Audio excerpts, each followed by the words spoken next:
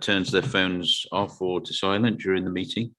The meeting is being live streamed and a recording of the meeting will be available to view on the County Council website. There is no fire alarm scheduled for today, so if the alarm sounds, please leave by the nearest fire exit.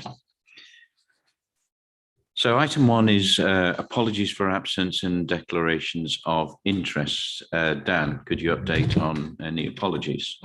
Thank you, Chair. Apologies received from Councillors Bird and Giles, and Councillors Sanderson and Goodliff are substituting.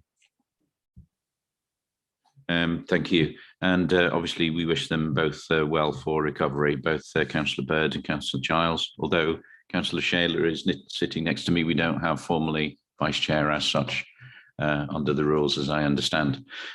So be patient with me and wave at me vigorously if I miss you or advise Steve. You can go back to participants. So second item on our agenda, we've been asked to, sorry, does any member wish to declare any disclosable pecuniary or non-statutory disclosable interest before we start? Okay, thank you. We've been asked to approve the minutes of the Highways and Transport Committee meeting on the 4th of November as an accurate record. I'll go through each page. I remember Councillor French reminded me last time we didn't have page numbers, so I'll do my best to indicate which page I'm on, Councillor French. So if I can go through page by page for the minutes of 4th of November. So page 1, page 2, which starts item 42 at the top of the page. Page 3, which starts with item 44, halfway down. Page 4. Page 5, which has item 45, 2/3 of the way down. Page 6. Page 7, which has item 46, halfway down the page. Page 8 with item 47. Did I have 47? Page 9, page 10, which is item 48, page 11, item 49 and 50, and page 12. Sorry, Councillor Beckett. That's what I mean, you have to wave vigorously. Yeah. So I was just going to clarify that under 47, I was quoted as saying that mitigations didn't block access from Queen Edith's Way and from the park. That isn't quite true. I don't think any of those would block from the park. It's slightly inaccurate. I was saying in general that we shouldn't block residents from the park, not that mitigations would block from the park. But okay, thank you. Sorry, can I just clarify? Changing the word did to should, right? Would that correct that? Sorry, give me 1 second.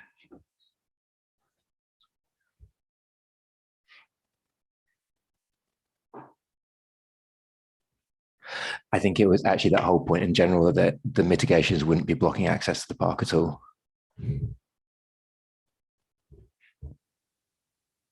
Thank you. And on to page 12. Did I miss anybody else and any items? Councillor French, go ahead. Thank you. Yes, it is in the minutes, but members requested a review of the civil parking enforcement timescale because we do have elections. Have we made any progress on actually changing the timeline? Because the other thing that I did point out, you're having the consultation after we've done all the work, which basically you're saying to members of the public, tough luck. You know, the consultation needs to be done before we go out and start any work. Thank you. Any points of clarification either from Steve or David on that? No, on civil parking enforcement. Let me take that away and check with traffic management and come back shortly.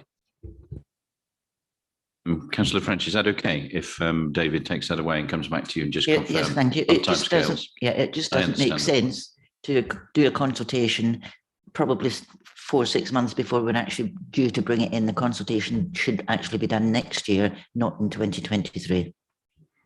Yeah, well noted. Take your point. Thanks very much. Members, any more questions or clarifications on the minutes? Therefore, can I take the minutes, can I sign the minutes as an accurate record of the meeting on 4th of November? Thank you. I see no hands raised against. Members, following on from the minutes, we've been asked to note the updated action log. I know Councillor King rightly raised some questions last time. Was the action log correct and up to date? I know Dan has spent some time updating that. Are there any questions or observations on the action log? Councillor King, go ahead. Yes, thank you, Chair. And I wanted to thank Steve Cox for providing a written update about the speech access strategy.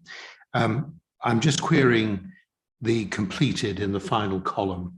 That really should be ongoing, because I've just spoken to Steve Cox and there are going to be further updates provided, and with a view to having a meeting early in the new year. So I really think completed is misleading and it should be ongoing. Thank you. Yeah, I take the point. Steve, do you want to comment? Just to agree with Councillor King, we have it as ongoing rather than completed. Yeah, because I think what we put here was the update was completed, but of course it's an ongoing discussion. Yeah, fair point.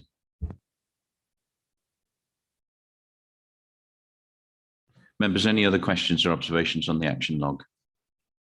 Go ahead, Councillor King. Apologies, Chair. It's me again. I've got to think about the action log, but only in a friendly way, really. I'm just concerned about this local highways improvement panel scoreboards. I think it's really important, I think, that local members are informed of the dates, not just the panel members, because certainly I would like to go and present on behalf of my parishes for any of their LHI schemes, as I have to sign them off that I approve of them, as we all do as local members. I think it's only fair that I should be kept informed of the panel meeting dates and an invitation should be sent. And that has not happened in the past. Thank you. Actually, I hadn't realised that had not happened in the past. So I think that's not an issue, Steve or Sue, to send those dates through. Okay, thank you. Thank you, Chair. Any other questions or updates on the action log, members? Okay, so thank you very much for those updates and observations. So item 3 on our agenda is petitions and public questions. So there are several public question statements and a petition related to agenda items. We have 2 petitions from CamCycle. And so in a second, I'd like to ask Robin Hayden to introduce the first petition. And there is a second one from CamCycle. And then I think also, Dan, we have a question from Councillor Robertson that you'll read out, and a statement from Sarah Lambert that you'll read out. But first of all, if I could invite Robin to introduce the first petition from CamCycle. Thank you, Robin.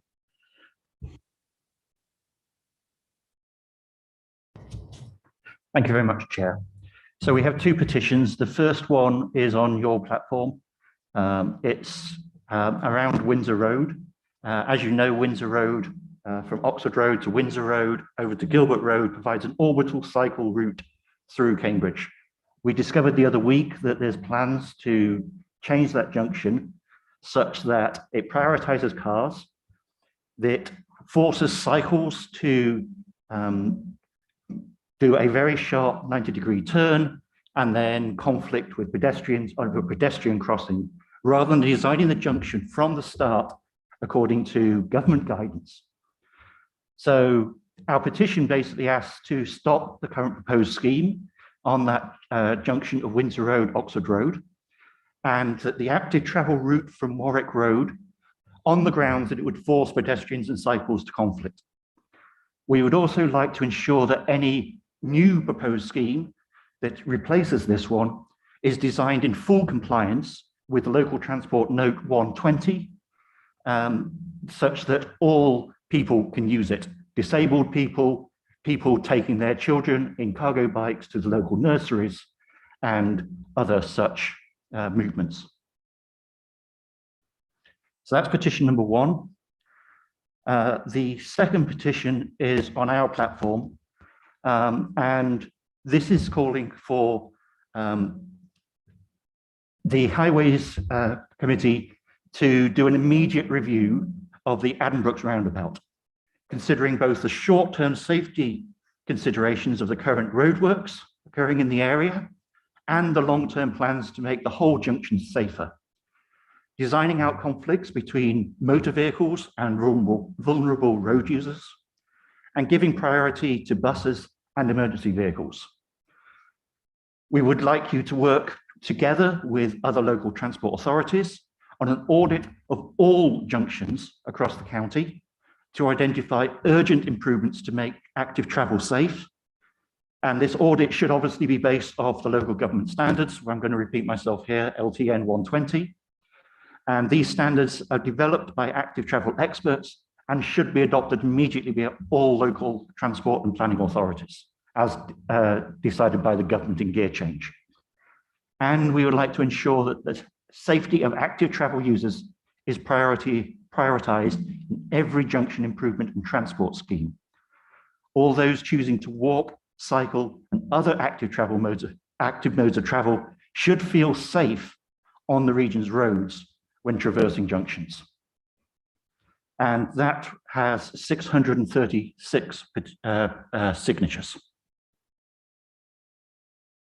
So Robin, thank you very much. First of all, I'd like our officers to offer some response. You will, as per normal, get a response in writing within 10 days. And then if we have any questions from members, clarification on the petitions. David.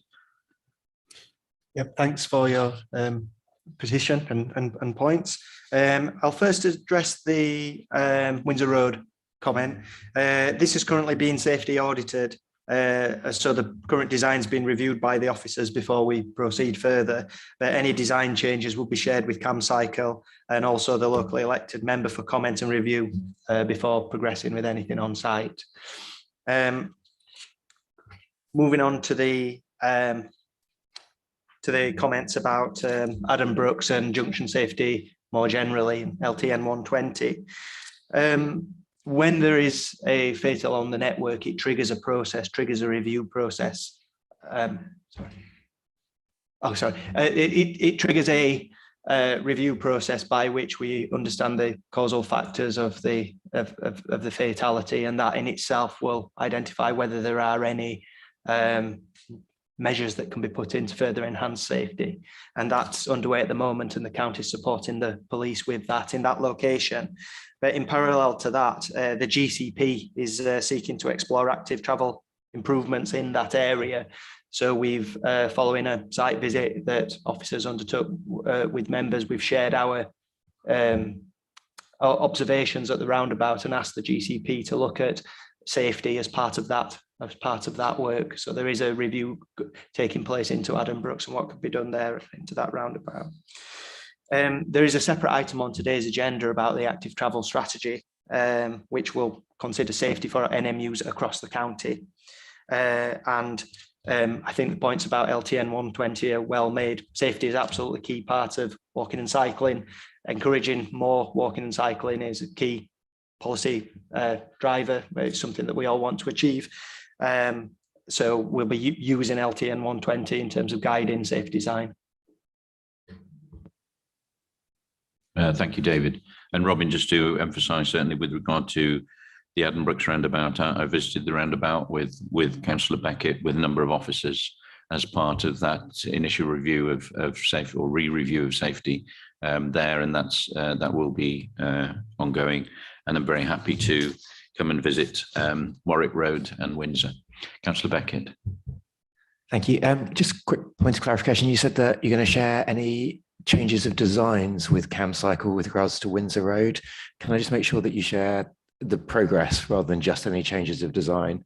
It is an area of concern, and I think we all want to be kept abreast of what's happening with that one. Yeah, good point. Thank you. Members, any other questions or clarification you have for David, or whilst we have Robin? So Robin, thank you very much for coming, and yeah, we'll take these on board, and particularly where I see that a significant number of people have signed the petition. So we hope that, you know, good dialogue with CAMPcycle will continue. Thank you very much.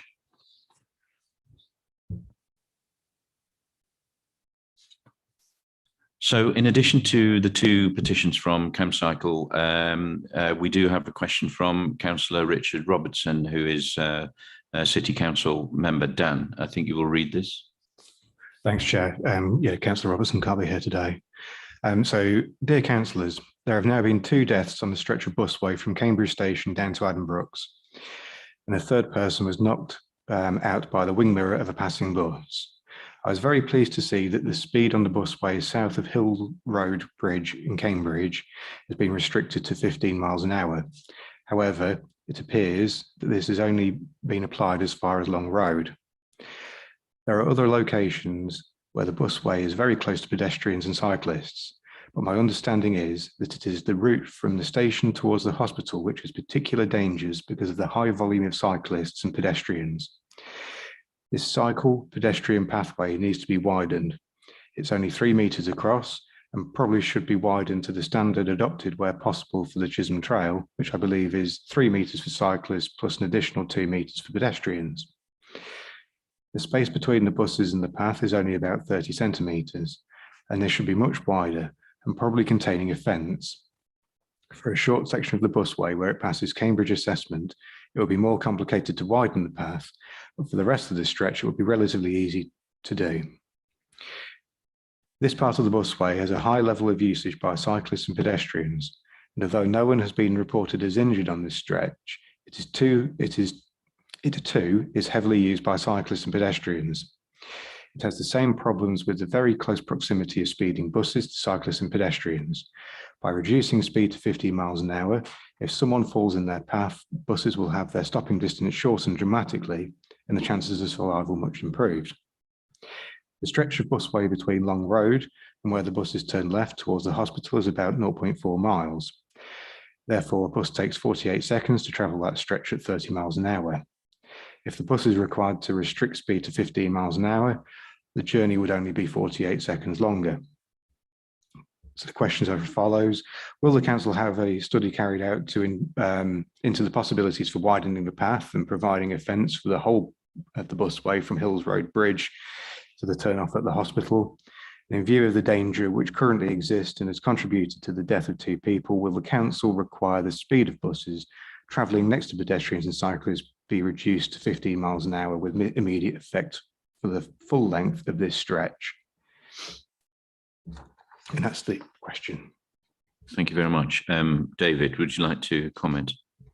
Yes, so the County Council is committed to undertake a full and detailed independent safety review of the busway following the latest incident. However, prior to the completion of that review, the speed limit on the busway between Long Road Bridge and the railway station in both directions has been reduced to 15 miles per hour, given the ongoing concerns over safety, including from the HSE. Thank you. Members, do you have any anything you wish clarified, Councillor Mills? Thank you, Chair. We've just heard 2 people speak with the CAMPcycle petition, and now this that asks about segregation of other non-motorised users on dedicated pathways, and a suggestion here that we have 3 metres wide for cyclists and 2 for pedestrians. We know that the track alongside was for maintenance in the original design specification, but it's been hugely well used by pedestrians and cyclists for its entire length. So that's absolutely great, but clearly we are seeing more accidents, and largely because, and I believe this was the case of the very sad case with Steve Moore, who was trying to avoid pedestrians and ended up clipping the curb. And I just want to know what our position as a county council is in regard to making those popular pathways wider and segregated in the manner suggested. Thank you.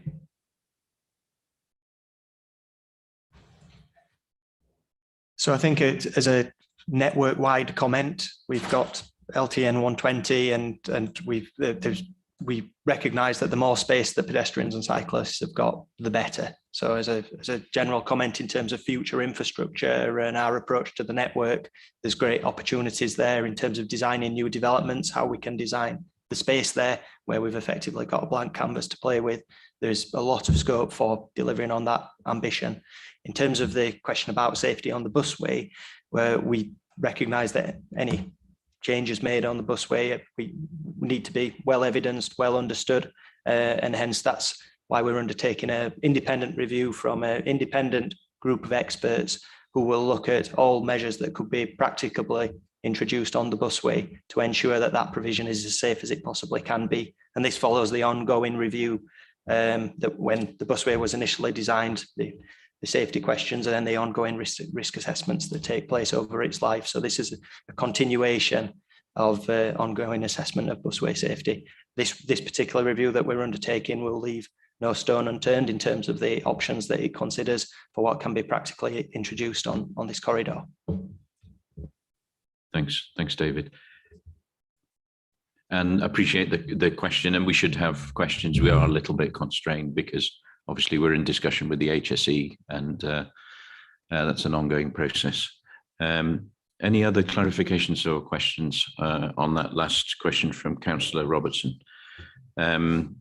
So we will give him a written answer within 10 days as normal. We also have a statement from Sarah Lambert. Dan, could you read that out? Thanks, Chair. This is in relation to the A10 BP roundabout Ely. Further to previous correspondence on this topic, I trust that all members have been made aware of all the stages of road safety audit carried out by professionals, which clearly highlight that the works at this location would make the roundabout more dangerous for vulnerable road users, walkers, cyclists, and those using mobility aids. There is an urgent need for improvement works at this location to ensure that the roundabout is safe for all users. This cannot be linked to the A10 dualling, given that the project will have a long time scale, in addition to actually inducing more traffic at a time of climate emergency, which is in contradiction to the council's and the combined authorities' policies and strategies. I hope that the new administration of the council will take a different approach to the previous one, which was to press ahead the improvement in this location with disregard to the road safety audit information and out of line with all council and combined authority policy. I urge both the council and the combined authority to work together to come up with a safety improvement for the crossing of this roundabout in the very near future. I look forward to my family being able to travel by bike or on foot between Ely and Lancaster Way without such a huge risk to their safety. Thank you very much. So obviously that's a component of what we'll discuss next in terms of key decision, and we'll give Sarah feedback, written answer within 10 days. Thank you, Dan. Any questions or clarifications on that statement from Sarah Lambert? If not, I'd like to move to item 4, key decision, and arguably they don't come much bigger than this, which is a review around the A10 Ely to Cambridge outline business case. I think Jeremy Smith, Group Manager Transport Strategy and Funding, will introduce. But before we do that, if I just can invite back Robin, who's still with us from CAMCycle, to relay their comments on the report. Robin.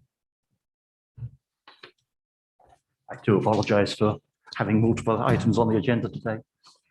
So we support the improvements to walking and cycling and active travel between Ely, Cambridge, and the communities in between. In particular, we would like to see the quick wins identified in paragraph 2.4 progressed as soon as possible in order to provide safe and obviously compliant active travel provision at the A10, A142 roundabout, which you've just been discussing, in order to rectify the dangerous situation there. We agree with the statement from DFT as laid out in paragraph 2.9, namely that the needs of all road users need to be considered and the benefits delivered as part of any solutions proposed. And our emphasis is on active travel facilities that would be delivered. We agree that alternatives to dualling must be considered, given the climate emergency and the need to reduce motor traffic in the region. The strategic outline business case gave high scores to the 6 dualling related options it considered. However, we believe that these scores need to be reconsidered in line with paragraph 210 of this agenda item. Any dualling of the A10 would be a major increase in motor traffic capacity that would quickly fill up with induced demand and would spur sprawling car-dependent development. The result would be an even larger traffic jam in Ely-Cambridge corridor and a huge setback in the efforts to reduce carbon emissions within the next 10 to 15 years. Dualling is a 1960s era solution that would simply create a bigger problem in this day and age, and better ways to improve road safety and mitigate the impacts of development using a combination of junction redesigns, as well as expanded and improved facilities for public transport and active travel. We asked the committee to make it clear that the outline business case should pursue low carbon and sustainable transport-based solutions for the Ely-Cambridge corridor. In the shorter term, in what timescale would consultation, design, and delivery of cycling-related quick wins be achievable? Robin, thank you very much. As I said in my introduction, there's probably aren't any more bigger items to consider than in a key decision than this one. Can I just ask Jeremy, before he introduces the paper, is there any feedback, Jeremy, you want to give to Robin at this stage before we issue later on a written answer? Jeremy. I think probably some of it will be covered in the introduction of the paper, but and I think Robin has also highlighted some of the paragraphs in the report that I would draw to members' attention in introducing the paper as well. So I think the written answer is probably the way to go. Thank you, Jeremy. So Robin, hopefully you can stay with us for the debate. And now I'd like to ask Jeremy to introduce the paper, after which we'll move to debate. Jeremy. Thank you, Chair. This paper sets out the combined authority has been awarded £2 million by central government to develop an outline business case for improvements to the A10, building on its previous work. It is supplementing that funding with £2 million of its own funds, and DfT has indicated that there may be a further £2 million available at a later date, subject to work progressing satisfactorily. The combined authority work to date has identified options for the dualling of the A10, as Mr. Hayden did just mention, and it now wants to take forward the outline business case in collaboration with the County Council, further work on those options, but also looking at the alternatives as noted in the Department for Transport's letter to them as a condition of that funding being made available. So while it is envisaged that the outline business case will look at those dualling options, as that was what the bid was for, the Department for Transport have made it clear that they require as a condition of their funding for the other options to be looked at. It is not, it would appear in the department's mind, a certainty that the dualling is the option that they would support with their funding going forward. So it is important that the whole picture is looked at in the round. Now, I would draw members' attention to the resource implications noted in paragraphs 2.6 and 2.7 with regard to the timescales and risk. And I merely highlight this on the basis that the timescales indicated by DfT in their letter to the combined authority put deadlines on the expenditure that having to be made by. And because of the work involved in an outline business case with significant surveys involved, which have to happen at certain times of year, I think the County Council considers that the timescales currently set out are probably not achievable to undertake all of the work involved. So there's just a caveat there, which we will need to agree with the combined authority and the DFT, realistic timescales and also scope. And then with regards to risk, I think it is a slightly unusual one, because usually when this sort of work gets undertaken, the Transport Authority and the Highway Authority are the same thing. Therefore, one body is accepting all of that risk. But because we have money coming to the combined authority and being spent by the council, it's unusual compared to most arrangements of this sort in the rest of the country. And given the scale of the funding, there is a need for our financial teams just to agree how that is dealt with, which I think officers are confident that that can be done. We just need to draw it to your attention though, so it isn't a surprise. Finally, I think I just draw attention to the request to develop quick wins, as mentioned by Sarah Land and indeed by Robin. The A10A142 BP roundabout, obviously doesn't have good active travel facilities, and the combined authority would like us to look at that either as part of the business case work, but potentially with a separate funding allocation, which hopefully would enable us to do things rather more quickly. So I think that is very much on the combined authority's mind, but the precise mechanism to bring forward that work, I think, needs to be worked out. But I think both the combined authority and officers of the county are minded that that is something that could be brought forward with the appropriate mechanism or funding allocation. So I think at that point, Chair, I'll leave it open to questions and debate. Thank you. Okay, thank you, Jeremy. Okay, members. So we're invited here. We'll move to the debate. Confirm that, subject to the agreement to the scope of work and funding agreement, that we undertake this development work that Jeremy has outlined, including the production of the outlined business case. So can I ask for questions and contributions? Mandy. Councillor Mandy Smith, go ahead. Thank you. I'm not quite sure where to raise this, and I'm sure Mr. Allett down the end will say yes, but I'm just wanting to check that it mentions cycleway. I wanted to mention that we're including all non-motorised users in any sorts of public rights of way. I just have to ask, and I'm sure. Yes. Thank you. Yeah, that was a simple one to answer. Anything else, Councillor? As long as that's minuted that it's a yes. Thank you. Councillor Dupre. Thank you, Chair. I want to say how very, very much I welcome this report. It's a breath of fresh air, considering the nature of the discussion and the conclusions relating to this piece of work over a number of years. It's a real fresh start, and I'm very pleased to see this on the agenda today. I wanted to talk about the two specific aspects of it. This is firstly the BP roundabout issue, and secondly the dualling per se. I'm not the local member for the BP roundabout, but my division ends very close to where that is, and one of my villages in particular in my division is acutely concerned about the roundabout and the situation that has been left.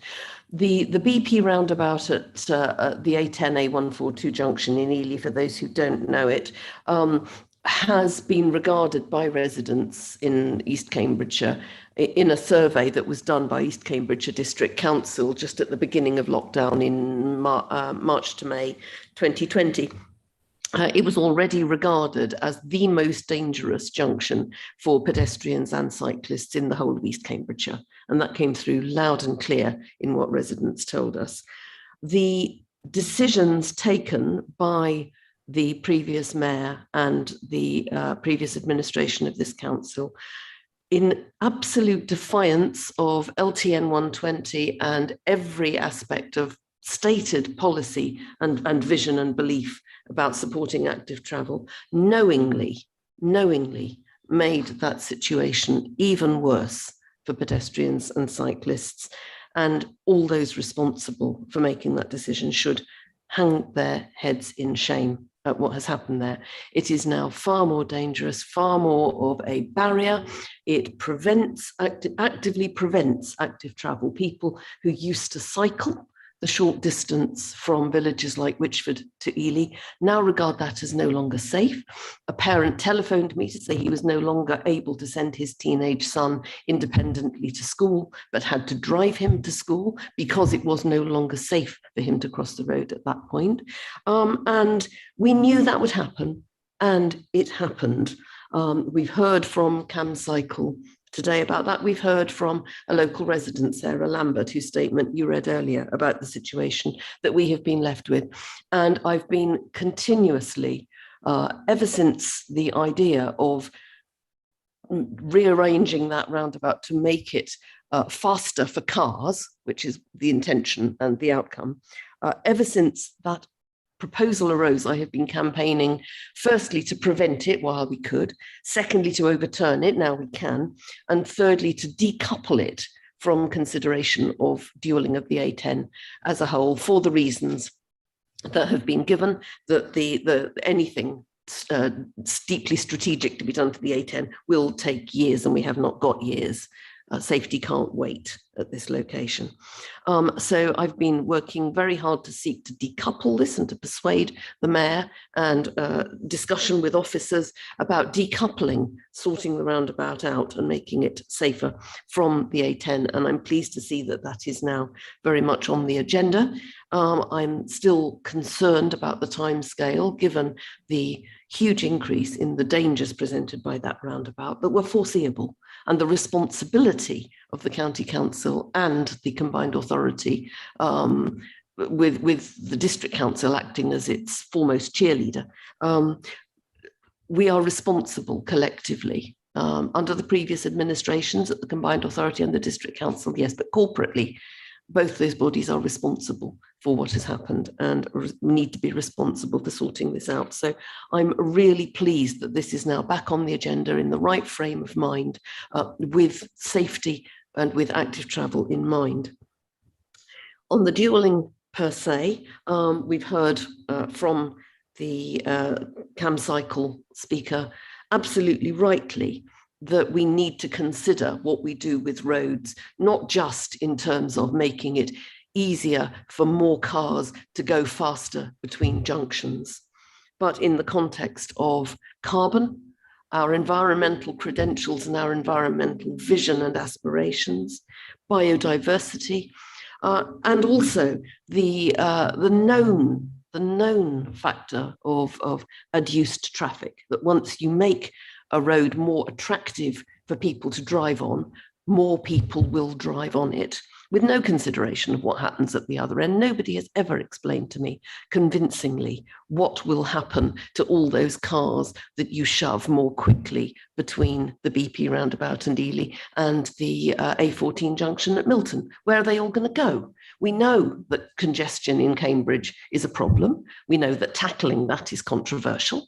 But we all recognise that there is a problem with too many cars in Cambridge, and the idea that they will somehow melt away as soon as they hit the A14 junction with the A10 is just nonsensical. So I'm really pleased that we are doing what this council actually agreed to do a year ago, which was bring consideration of carbon into our business cases. And this is a classic case in point where carbon and biodiversity and the environment more generally have to be seen as key factors in considering what we do about the A10. I'm pleased that the government is asking for a junctions only option to sit alongside that. That is something that my group leader proposed in the council chamber at Shire Hall several years ago. And we could have been much further down the road than we are now if that proposal had been accepted. So all in all, I'm feeling very positive about the signs in this report that things are changing, attitudes are changing, and we're about to get off on the right foot on looking at this with, I hope, the support of the combined authority. And I know the mayor has been very interested in the BP roundabout situation, very keen to help. And I'm hoping too that the signs from government are propitious that we'll be doing something about it. So very pleased. Thank you. Thank you, Councillor du Preez. I think we have Councillor Milnes and Councillor Maguire. Thank you, Chair. I just wanted to ask Jeremy Smith, if I may, through you, Chair, a couple of questions about these quick wins. we've discussed recently the use of Mere Way from Waterbeach down to the underpass through under the A14 at Cambridge Regional College. And I just want to understand how we're considering that option right now, whether there's Section 106 available from the Waterbeach Newtown development, and if so, is that one of the quick wins? And the other question I have is over the railway station that was promised by one of the developers at Waterbeach, funding and construction, which they now seem to be walking away from, and whether we've got any update on that process itself. Thank you. Thanks. Jeremy, could you pick those points up? Yeah, with this second, I think I'll probably signpost you to David Allett and if he's on the call, Peter Blake, who may be able to give a bit of an update on where things are with regard to the railway station and RLW. With regard to Mere Way, yes, it's a usable corridor, and I think that's something that either the study would pick up or we would pick up in conversation with GCP and our development control colleagues. But certainly, if it is available as a quick win, then I think that is something that would either be brought forward by us or the GCP or by the developers. I think there's probably a discussion with the combined authority as how far the scope of quick wins goes, but I'm certainly aware there's a lot of work in that area already. And for the reassurance of the equine community, Mere Way is wide enough to make that a bridle way as well as a cycle and pathway, yeah? I think there are always questions in the case of something like Mere Way, whether actually the most effective way of doing it is to put the provision on the existing bridleway alignment or to put something on the other side of the hedge. But I think, yes, we would be wishing to maintain existing facilities for equine users, certainly. Thanks, Thank you, Jeremy. David, did you want to comment?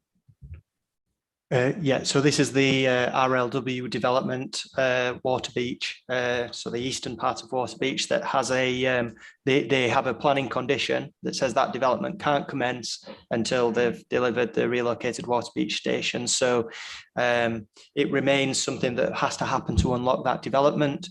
The delay on it happening has been the developer essentially identifying a funding package to bring that forward. And I understand that they are in discussion with the GCP about potentially collaborative funding approach there. That discussion's not yet concluded, but things are moving on the railway station. The station itself has a planning consent, and it is a preoccupation condition on RLW to deliver the relocated station. And the reason I asked, Chair, is that I was on the planning committee that gave that condition and approval. So thank you. Thank you. Councillor Maguire. Thank you, Chairman. I want to pick up a question on the paper, but I would just, before I do that, I'd like to preface that with some remarks. I too welcome this paper coming to us, and obviously there's a number of options available to us and not necessarily for the same reasons as we've already heard earlier on about the BP roundabout and other aspects. I confess that when I travel to Ely and come through the Haddon Way, I tend to, I know the BP roundabout, but I'm a motorist and so I'm not terribly familiar with the problems that have already been outlined in terms of safety. And obviously I'm equally concerned if there are safety issues. Having said that, I'm one of those people who, whilst I support the principles of active travel and I understand what it's aimed at, I tend to be a little bit cynical, and I guess that comes from personal experience. Many years ago, when we were really pushing hard to get as many cycleways as possible, I supported that, and I'm looking into my own area, which is, if those of you familiar with the A15, which travels from Peterborough towards the A1 in the west, and we, from the actually roundabouts, the four-way roundabouts, we introduced cycleways. You go along there and look at it now, hardly anybody uses it. So it's fine. If I can use the old proverb, is that you could take horses to water, you can't make them drink. So one hopes that whatever provision we make, that it is actually used and is not just simply an ambition. Sometimes, as I say, the motorist is here to stay, whatever the future of car driving is about. And we do have to take that into account. But generally, I welcome the paper. What I did want to seek clarification for was on, and probably it's for Jeremy to probably answer this. I didn't fully understand in paragraph 2.7 on those of you got page numbers, page 40, there is a concern about what might happen if certain funding doesn't come forward. And I think the final bullet point specifies responsibility of funding any cost above the £4 million, brackets where the money's coming from, if the cost of development of the outline business case exceeds £4 million, and if the further £2 million from DFT were not forthcoming. I'd be very concerned if one of our options that we pick up doesn't attract that DFT money.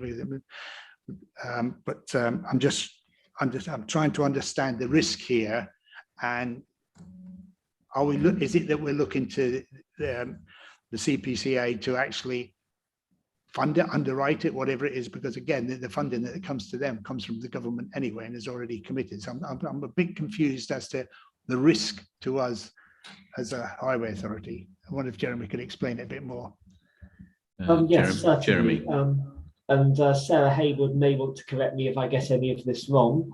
But certainly with the third issue noted under paragraph 2.7, I agree with you totally. It would be surprising if we were developing options using government money that did not meet government's objectives. Therefore, we would not foresee a situation where that £2 million were not forthcoming in that context. I think that the risk, probably the bigger risk, as identified, is what if there is an overspend.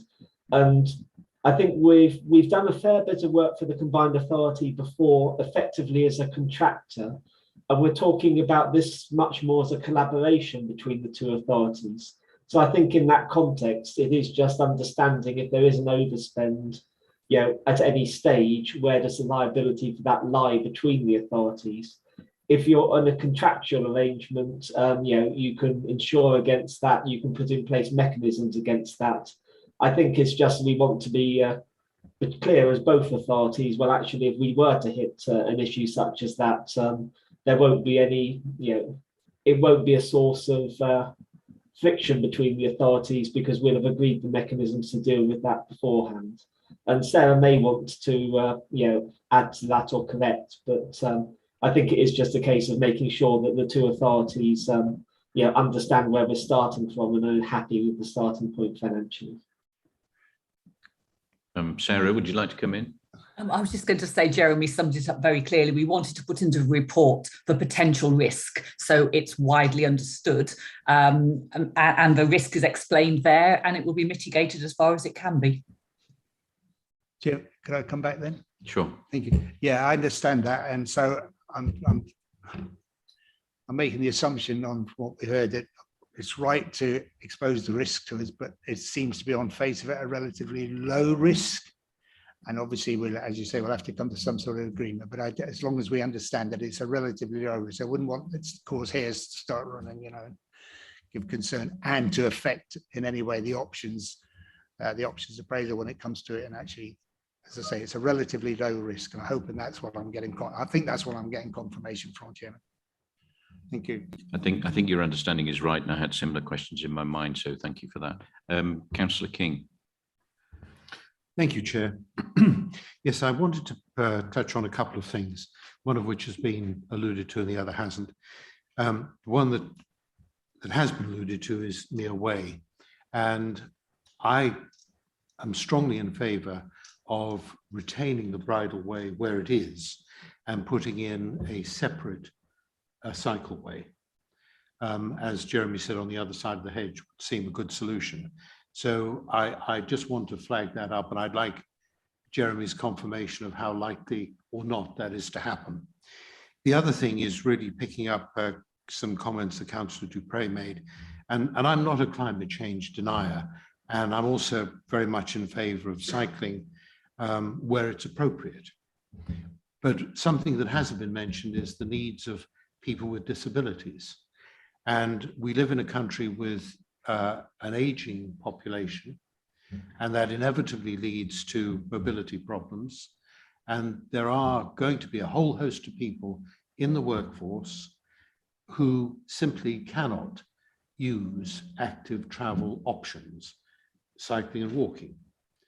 So we mustn't overlook the needs of those people, and the obvious solution for them is to do all we can to encourage the possibility of them using electric vehicles.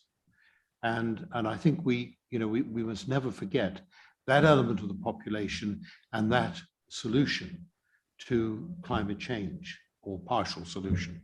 So I'd like comments on both of those, please. Thank you. Okay, Jeremy, would you like to comment? Yes, firstly, on the Mere Way, I would hesitate to give rock solid guarantees on the precise engineering solution without reference to either the counties or the GCP's engineers. So I think if Councillor King's happy, I think probably be wish to bring just a written status update on where any discussions are on the Mere Way, rather than dropping my foot in it or our engineers' feet in it, in terms of committing them to something that may or may not be possible. With regard to electric vehicles, yes, absolutely, point taken, and it is something that teams in the council and elsewhere and the combined authority are working on detail, and I've no doubt will be the subject of separate papers to this committee and others in the fullness of time. If I could just come back very quickly on that, Mr. Chairman, and I completely accept the answers of Jeremy gave. I think, though, in developing this A10 improvements, we need to remember the needs of people with impaired mobility.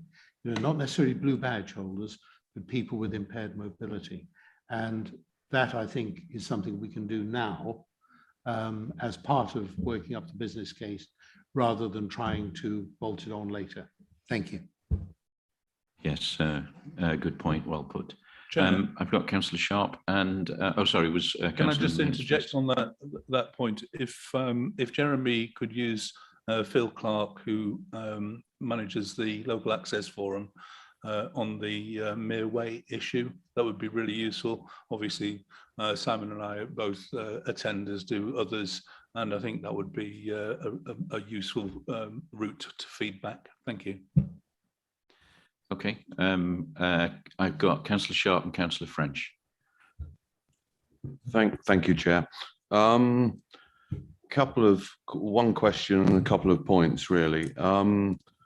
Jeremy mentioned in his introduction that the timescale was challenging in terms of February 2023, and I suppose he may not want to commit to it publicly, but obviously that time frame, looking at 2.6, was proposed by the CPCA. Is that DFT driven on the CPCA, or is that something the CPCA have put forward?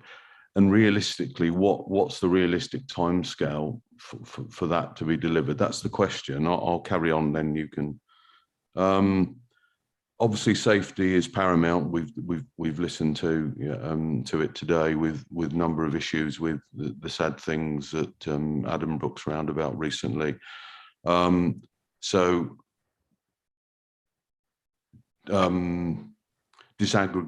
the A10 BP roundabout from waiting for this project to be finalised, or the OBC to be seems sensible.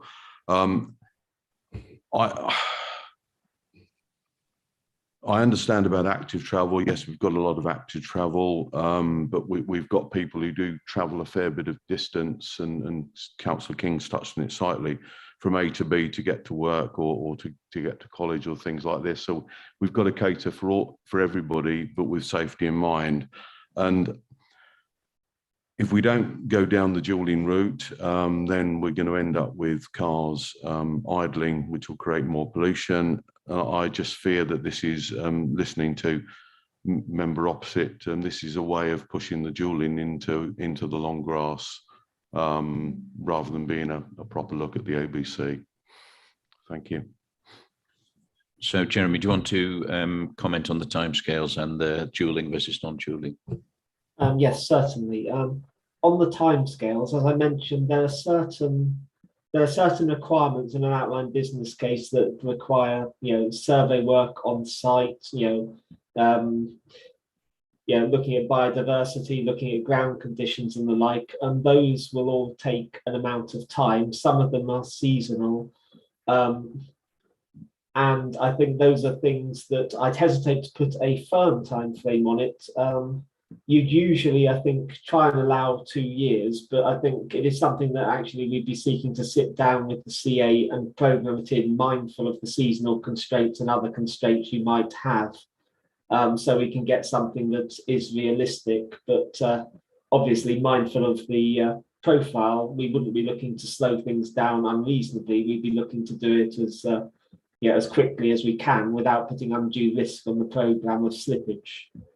So apologies for not giving a definitive answer, but I think that probably the key thing is that there's survey work in particular that is has very particular time requirements on it, which we would need to program with the CA and others before we were to agree. And in terms of the route of the time frame, I think that came in the DFT's grant award letter, I think in July of this year. And I think we just need to understand what flexibility there is with DFT and CA to address the concerns we have there as we move forward. With regard to the other points, I think, yes, I hear the points that are made, and I think probably the simplest answer I would give is actually the outline business case would be expected to quantify the benefits to all road users of particular options, be it dualling or be it the junction improvements and other options, and the disbenefits to all road users, including car users, of the same. So I think it is something that there will be an expectation that the technical work would set out clearly if there are impacts, such as Councillor Clark mentioned, what those impacts are, and then that would consideration of those impacts would then inform the decision making, the recommendations of this committee, the decision making by the CA, and the decision making by government on any scheme that comes forward. So yes, the technical work would look to inform those conversations. Thank you. I hope that at least partly answers your questions, Councillor Sharp. Councillor French. Councillor Coots, go ahead. I'd just like to speak up in support of the A142 A10 junction BP roundabout that so many people have spoken on already. It is on my patch. When the roundabout was built, I wasn't a councillor, but when it opened, I went up with much interest to see what was involved, and I used that roundabout regularly on foot, on bike and by car. And my first thought was, wow, what a brilliant solution. They've solved the traffic jams by and large. And my second thought was, I can't get across this road. I stood there trying to get a break in the traffic, and I cannot get across the road at busy times. It just isn't possible, it isn't safe. The traffic goes beautifully through, the motorised traffic, but as we all recognise, we have a problem there. So I'd like to support the comments that several colleagues here have made. Thank you. Thank you. I think that's the definition of inactive travel. Members, are there any more comments or questions for Jeremy or observations on this report and the recommendation? So we're being asked to, that subject to the agreement to the scope of the work and the funding agreement, and I know Councillor Maguire's questions, which I also had, to clarify the risks or the absence of risk to us. We've been asked to support the development work up to and including the production of the online business case and improvements A10 to Neely and Cambridge. Can I take that by affirmation, members, that we support? Thank you. Thank you very much.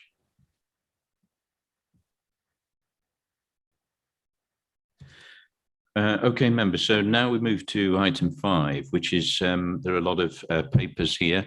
But we're going to be ably helped by Sarah Haywood, who's going to introduce the report. Sarah, over to you. Thank you, Chair. As the Chair said, there is a lot of detail, so I'm just going to give a brief introduction overview. So this is the final outing of the business plan proposals to this committee before it goes on to Strategy and Resources Committee in January and then on to full council in February. In paragraph 3.5, you'll see that as at last H&T committee, we reported there was just over 19 million budget gap. And since then, there's been lots and lots of changes, rebaselining, new service pressures, new savings, and the budget gap is virtually identical. So there's the net check, all the changes are just about netted each other out. Section C and Section 6 and Section 7 are the crucial bits for this committee. They summarise the H&T revenue proposals in detail and also the changes to the capital. I just wanted to mention the appendices because there are several of them. Appendices 1B and 1C are the finance tables, revenue and capital. And previously you've seen table 3, and that shows how the P&E, the place and economy budget changes at the bottom line for inflation, demography, pressures, etc., etc. But the tables 1 and 2 are the first time they've been presented to committee. And these now show the budget changes on a policy line on a service by service basis. So for instance, you can track through the winter maintenance budget. So for table 1, you can see the winter maintenance budget across the next 5 years. And for table 2, you can see the winter maintenance budget, how it's made up this year's budget, and then with the adjustments for inflation, demography, pressures, savings, etc., which gets to the next year's budget. So they're different slices of the way we present the budget.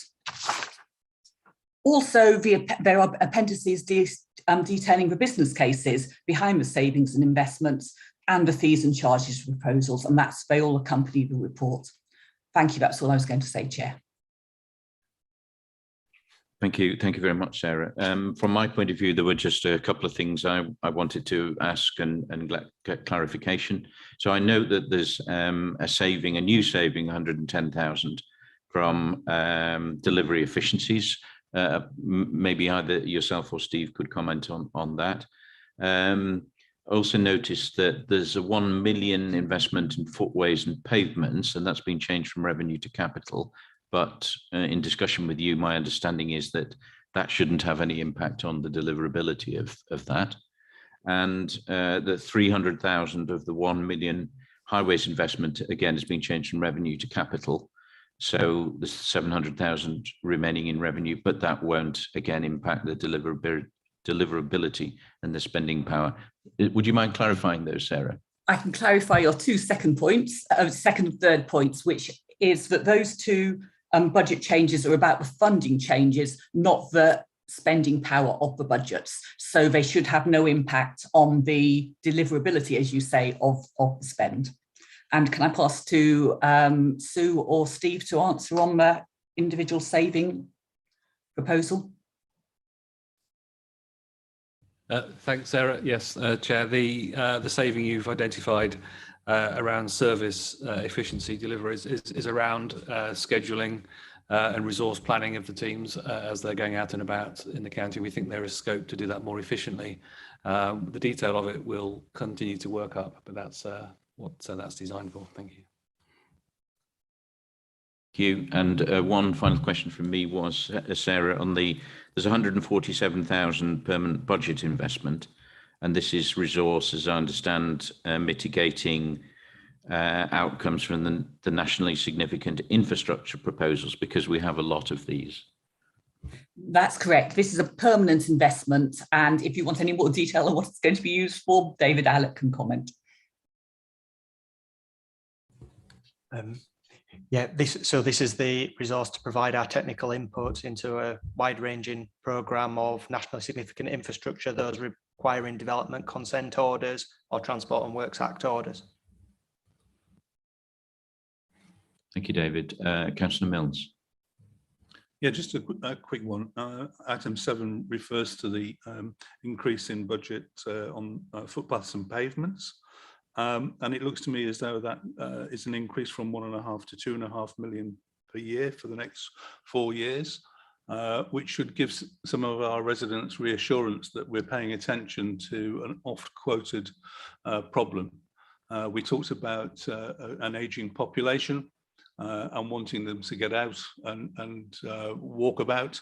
If our pavements are in such a deleterious state that that's a dangerous activity, then this will go a long way, I think, to answering that question. So if we just confirm I've got the sums right. Thank you. Sarah, would you like to Can comment? you say the sums again? Sorry, which, just to clarify, which? Yes, sorry, on paragraph 7.1, it says a significant change, 1 million additional investment per annum for 4 years, 10 million in total. So that, if my maths is right, that's 2.5 million total per year now, and was 1 million per year increase. So we're spending quite a lot more on pavements. We are, so this is due to the presentation of a way we do the capital. So we will be spending an extra 1 million in year 1, an extra 2 million in year 2, an extra 3 million in year 3, and an extra 4 million in year 4. So in effect, that will be an average, as you say, of 2.5 per year, but it will be but it's not that much, because in actual fact, it gradually ratchets up each year. Does that make sense? It does, thank you. Thank you. Thanks for that question. Councillor French. Thank you, Mr. Chairman. Yes, I do welcome the fact that there's additional money for footpaths, but I just hope we are going to see some of this money in Fenland. Our footpaths are absolutely appalling, and I have invited you up before to come down and have a walkabout. And I'm not sure if you're aware, on the 12th of January, City Fibre are going to start in March again and rip up all our pavements up. So I just hope that County Council and City Fibre, you will make sure that they reinstate the appalling ones we've got in the first place. Thank you, noted, and I will make a date to come up. Councillor Maguire. Thank you, Chairman. I think part of my question, which relates to paragraph 7, has already been answered in Councillor Milne's question. And in your own point, I think I welcome the move from revenue to capital. I often wonder why in the past we don't do this more often, but notwithstanding that, and I don't fully understand what Sarah was saying, that how it increases £1 million each year, so it's but I'm sure that will explain. But one of the things that was also puzzling me, and I apologise, I can't find it now in the tables, but I understand that when strategy and resources have been considered, one of the things that they're going to be considering in the capital is that there's an increase of something like, I'm looking at my notes now, £1,500, £1.5 million increase in maintenance, including cycle paths, and then a further £10,000 for footpaths and pavements. That's coming into strategy and resource, and I can't equate that to what we've got in front of us, and I can't understand why they're not integrated, why they're both the same thing to me. Putting an extra 10,000 in footpaths and pavement ought to be included in the £1.5 million maintenance, which includes footpaths. So it's a separation, but I can't find that in here, and I'm just wondering whether Sarah or somebody else can help me on that, if you understand what I'm getting at. If I can reassure you that overall the spending power hasn't changed. So, but the way we present the information is slightly different on the revenue side and on the capital side. So previously it was 1 million going in on highways, and now that's on revenue, and now that's reduced in the revenue tables to 700, and then just in year 1, and then for all 5 years of the capital programme, we are showing that 300,000 going in, just for the loss of 300 on the revenue side, because the way the budget goes in, if it was in revenue, it would stay there. If it's in capital, you get an annual allocation. So on highways, previously we had 300 in revenue. Now it's gone to 1.5 million, i.e. 300 per year across 5 years in capital. And similarly on the footpaths and pavements, previously we had 1 million in year 1, then another million in year 2, then another million in year 3. And so if we move all that over to capital, we have to then make it cumulative in the capital tables. So again, 1 million year one, 2 million year two, and 3 million year three, 4 million year four. So 1 million plus 2 million plus 3 million plus 4 million equals the 10 million quoted there. Thank you, Chairman. That helps a bit, Sarah. Thank you for that, for you, Chairman. I'll have to have a look at it closer, but I think I understand the principle of what's it, but not being a financial expert, it is sometimes a wee bit difficult to follow, but I'll study it a little bit more, make sure it equates with what we're going to be seeing in strategy and resources. Thank you. Councillor du Preez. Thank you. I just want to draw attention to two items in the business plan proposals and the business cases and welcome those in particular. The first one is the National Strategic Infrastructure Projects proposal. We are being absolutely bombarded with NSIP applications at the moment and will continue to be so for some time. Those include a number of highways and transport proposals, which are the purview of this committee, but also a number of energy projects, which are the purview of the Environment and Green Investment Committee. They involve a lot of work, a lot of technical input, and they are extremely significant for the future of the county and for many, many residents who live near them, travel past them, and will be affected by them in one way or another. So I very much welcome the proposal to increase the resource in this area to achieve the right level of technical input, the right volume of technical input, and get the best we can for the county out of these very complex schemes. So that's something that I think has the potential to hugely benefit the residents of Cambridgeshire, or at the very least avoid some of the disbenefits that can occur if we don't negotiate these schemes right and get them the best they can be. The other one I particularly wanted to welcome is actually one from which my district will be the only one that will not benefit, which is the powers to which are being sought potentially under Part 6 of the Traffic Management Act to devolve to local authorities the intervention in some moving traffic offences. Those are very welcome. And it's been a long time since the Traffic Management Act indicated that these powers could be brought in. There now seems at last to be some movement at government level to actually introduce them and make them available to those local authorities that want them. And I know that Cambridgeshire County Council has indicated initial interest when authorities were invited by the government to do so. These powers, such as, for example, enforcing weight limits, are tied to civil parking enforcement. And civil parking enforcement we have in Cambridge. We know that it's being sought in various different ways by South Cambridgeshire, by Huntingdonshire, and by Fenland, leaving East Cambridgeshire as the only authority in Cambridgeshire, and one of only now a handful in England. There are currently, I think, 11 authorities in England that have police still enforcing or not enforcing parking. And one of those, well, a number of those are now reviewing the situation. All of the authorities in Cambridgeshire, apart from East Cambridgeshire, are reviewing their situation. And we will probably, in East Cambridgeshire, be the last council in England where there is no civil parking enforcement. We might possibly be joined in that by the Isles of Scilly, which is one of the other remaining ones.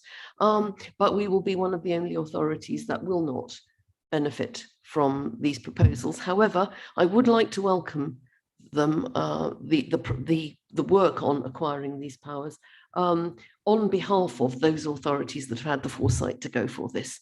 And I really hope it's a success for you. And I'm really, really sorry that East Cambridgeshire has chosen this hill to die on and won't be joining you in that endeavour. Thank you. Thank you. Councillor King. Thank you, Chair. I'm asking this question on behalf of my constituents and parish councils, and it's really just for the avoidance of any confusion. The last administration gave a commitment to invest nearly £30 million over the next 3.5 years in roads, footpaths, and gully clearing. I very much welcome that, and so did my constituents and parish councils. Is that commitment being maintained by the joint administration? Thank you. Sarah, would you like to comment, and then I can come back, also have some observations? The proposals previously in the business plan have not been changed, other than revenue to capital change. That's very reassuring, and I will be able to take that message back to my constituents and parish councils, and they will be very grateful to the joint administration. Thank you. Thank you, Simon. And I want, on a related point then, Sarah, I just wanted to clarify. So the pothole, which is always dear to our hearts, every single member in the room, I think pothole funding, 4.3 million for the next 4 years. Is that correct? On the grant, what we have assumed is the same level of grant going forward, but the government haven't yet announced the grant. So once the grant actually gets announced, because it could be higher, it could be lower, then there will be a separate discussion as to how to approach that issue. That's great. Maybe Simon can help us if we have run into any problems there. Any other questions on this agenda item? Members. So we're being asked to note the progress, comment on the budget, comment on the proposed changes in the capital programme. We didn't specifically talk about fees and charges, but to note the charges. Can I take it, members, by affirmation that we accept those recommendations? Agreed. Thank you. Thank you, everybody. Thank you, Sarah, although don't go away, because I think we need you right now. So item 6 is the finance monitoring report. So Sarah, if I can bring you back in, thank you. Thank you, Chair. So this is a finance monitoring report as at the end of October. The bottom line on revenue is a 31k underspend, and the main variances are on the executive director line, lost sales fees and charges compensation. That's the budget which was given for mitigating the impacts of COVID, but it's not actually being required for that purpose. And instead, it's actually offsetting at the bottom line pressure. Sorry. Some of it is required for COVID, but not all of it. So it is being used to offset the parking enforcement and park and ride pressures due to COVID, but it's also offsetting the project delivery forecast overspend, which relates to the guided busway litigation. So now that's forecasting an overspend of 1.9 million compared to the budget. So that's the revenue side. And then on the capital side, so I've got an apology on the capital side. On 2.3, my wording is slightly incorrect. I've said I'm talking about the capital programme variation, and I say compared to the 13.2 million assumed slippage, whereas in actual fact, it should be in addition to the 13.2 further assumed slippage. So that is incorrect.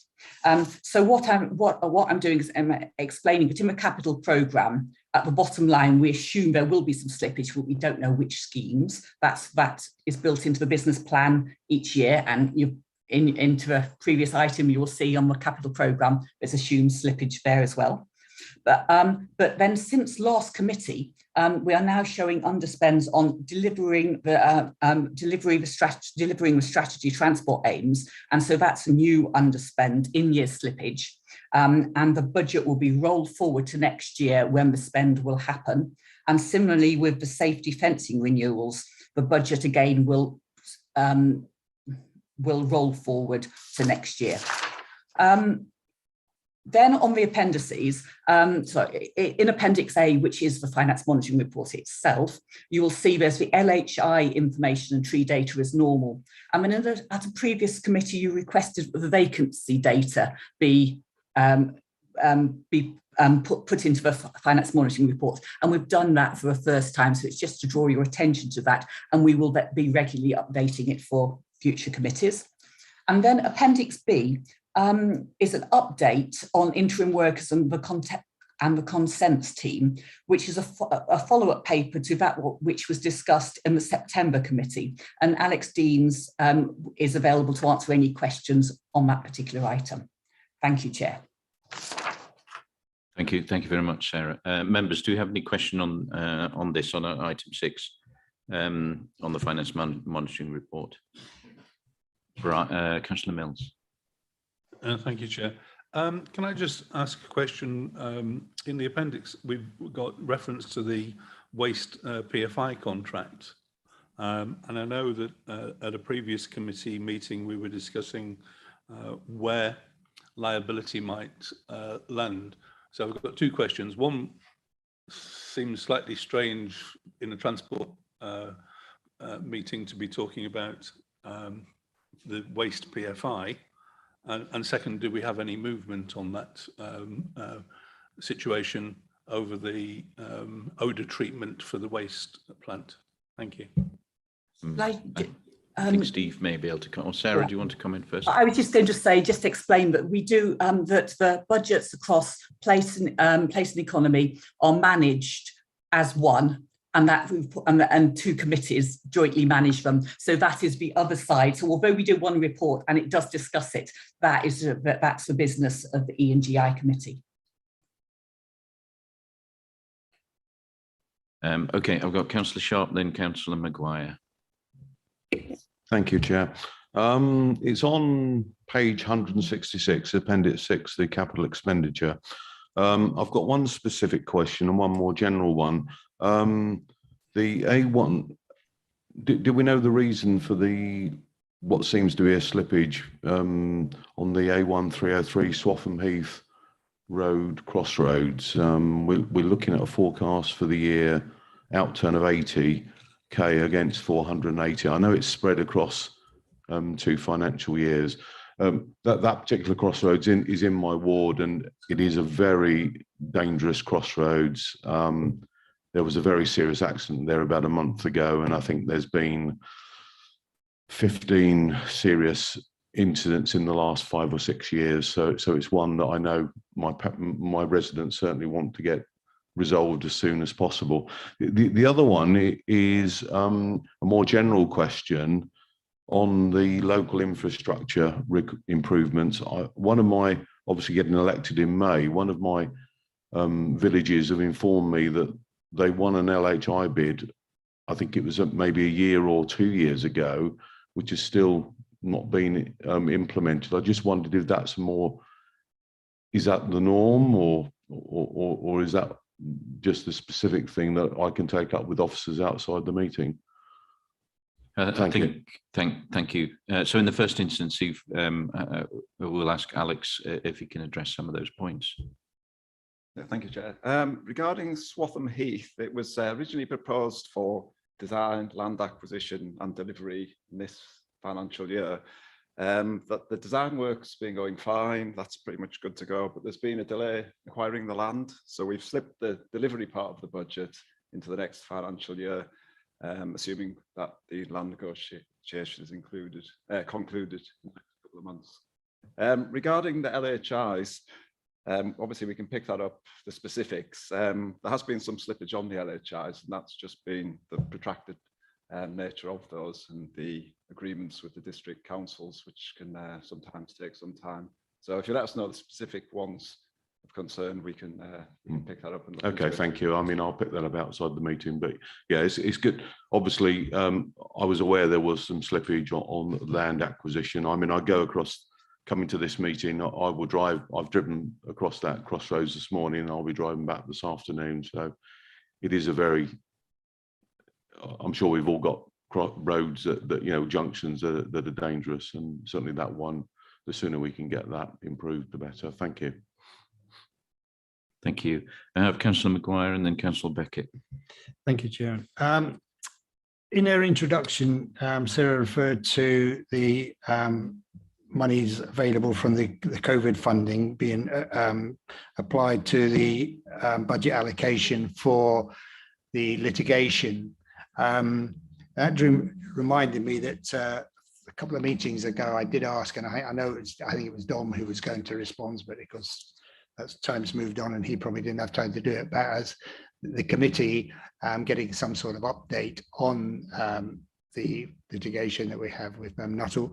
I appreciate that much of that is confidential. We'll have to go into a confidential session, but I think it would be useful if at some stage we get an update on that, because I was slightly intrigued by the fact that this would be the forecast is £3.2 million this financial year compared to the 1.3. So it's this financial year, and it made me get me the impression it might be an ongoing increasing sum. Well, that would be very disappointing. And I'm making assumptions here now, and I don't think it is in breach of the confidential aspects of it, that if we were successful in any litigation, costs possibly could be awarded to the county council, which would obviously mitigate this spend.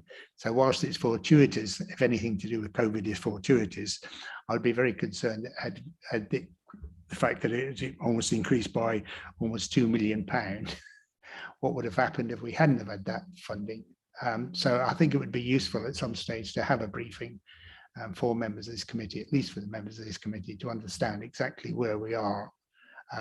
I have had the benefit of a lot of the background, having been involved in the guided busway initially, but I'm sure there's a lot of members around the table who are not fully up to date with where we are and why we're there. But there's a request then for you, Chair.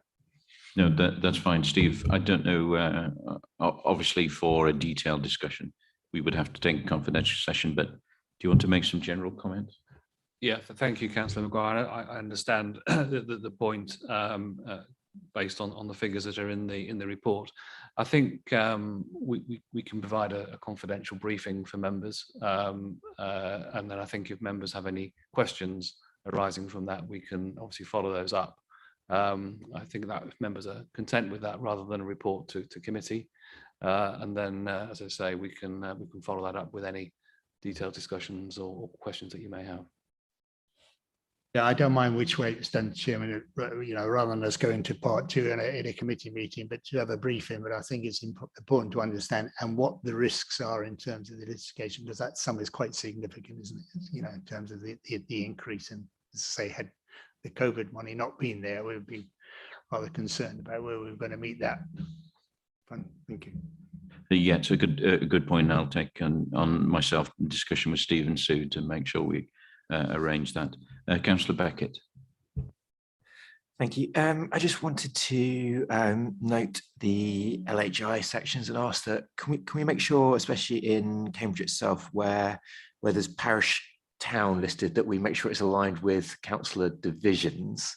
I note there's a few kind of weirdities going on there. I know if you look at the Birdwood Road work, that's listed as being in Romsey, which is Councillor Shaler, when actually it's in Cherry Hinton. And I know we have a lot of complicated issues in the city. I had it recently myself where I didn't get informed of some roadworks down Long Road because, or Hills Road, sorry, because that straddles to councillor boundaries. And I know we have a lot of issues on that. If we can just take a look again and make sure that they are division orientated rather than ward orientated, that would be brilliant. That's possible. Alex or Sarah, do you want to comment? Yeah, we can certainly pick that up. And when we bring the paper back in around March for the next programme, we're going to put in there a section about the process of LHIs and look at that as well. So we'll bring that back. Thank you. Any more comments or questions on this item? If not, sorry, Councillor King. Thank you, Chair. Yes, I have 3 points to make. The first one is I very much welcome Councillor Maguire's suggestion, and I think that would be very helpful. 2 things I'd like to suggest is that perhaps we could actually have this as a Teams meeting so people can ask questions. I think that's particularly beneficial for new members. And can we also include substitute members as well, not just full members of the committee? The other question or point is about the vexed question of LHI timelines. I have made this point previously, and I really think where we've created a rod for our own backs here, because we give these definitive dates for delivery. And I know from experience that once these LHI bids are being worked up, all sorts of problems occur that were not envisaged originally. And given the fact that we have a narrow window of construction opportunity because of weather, we just set ourselves to fail. And we need to look at how we set the deadlines. And I've suggested all along that what we ought to be telling our parish councils as a county council is that our intention is to deliver this scheme within this time frame, but there is a good chance there will be slippage. And I think that, you know, identifying these with different colors is, again, not particularly helpful. So that's a plea for us to just have a look at how we present these to the committee, which is also a public document. This is a question which is either for Steve or for Sue. I've heard that part of the problem with delivering these LHIs is engagement with our contractor's milestone. Is that correct? If it is, has it been resolved? And what, if it hasn't been resolved, what steps are we taking to resolve it? So that's the first question. And the final question, thank you, Chair, for your indulgence, is about the number of vacancies. We're nearly up to 24% vacancies in highways and transport. Now, what is being done to address that? Because that, again, has a knock-on to how we can deliver the LHIs and other schemes. So those are the two questions, and I'd appreciate some answers. Okay, thank you. So maybe if I ask Alex to comment on LHI and Steve or Sue to comment on vacancies and workload. I think in terms of the process, I think it just, you know, it supplements what I was saying earlier. And we'd look to bring that, it wasn't actually March, so it'd be April. So I think when we bring back the schemes that we'll take forward next year, we'll also look at the process and perhaps if we can look at shortening that or reviewing it or streamlining it. So we'd look to bring that back to committee in April. In terms of working with Milestone, there's not been any specific issues this year in terms of delivery of Milestone. So that's been a good relationship. There are some resource issues in the delivery team for the county. We've had about 4 or 5 members of staff actually leaving in the last 2 or 3 months, and Milestone have actually been helpful in providing some resources to try and backfill that, as well as our joint professional services framework. But even with some people we've brought in, we are a little bit down on numbers, but we're just looking to do a short-term fill of that until we can work up a recruitment campaign to try and fill those posts on a permanent basis. Thank you. Yeah, thank you, Chair. We did discuss at the committee, I think earlier in the autumn, the number of interims that we have and placed it within the context of the changes that are going on across P&E, particularly in highways and transport. And since then, we know we have a new director joined us, Sue Proctor. John Munslow started at the council on the 23rd of November as the Assistant Director for Highways Maintenance. We've got David Allard, who started in September. So we've got the permanent members of staff at the senior level now in place, and we started to, as Alex has said, the process of recruiting into the permanent roles, and the number of interims is gradually reducing. The intention is to continue to reduce the number of interims, get the vacancy rate down by filling the posts, and you know, the market is difficult, but by the end of the financial year, I'm hoping we'll make a significant change to that vacancy rate. If I could just come back, Chair. Steve, I hear what you say. I've heard it many times before that we are addressing the number of vacancies, and yet it remains worryingly high because you know, this is a person-driven service, and we can't deliver things if we don't have the people. So I think that, you know, this is something for you as officers to develop. We need to develop some innovative ways of recruiting people. And again, I've made this plea before.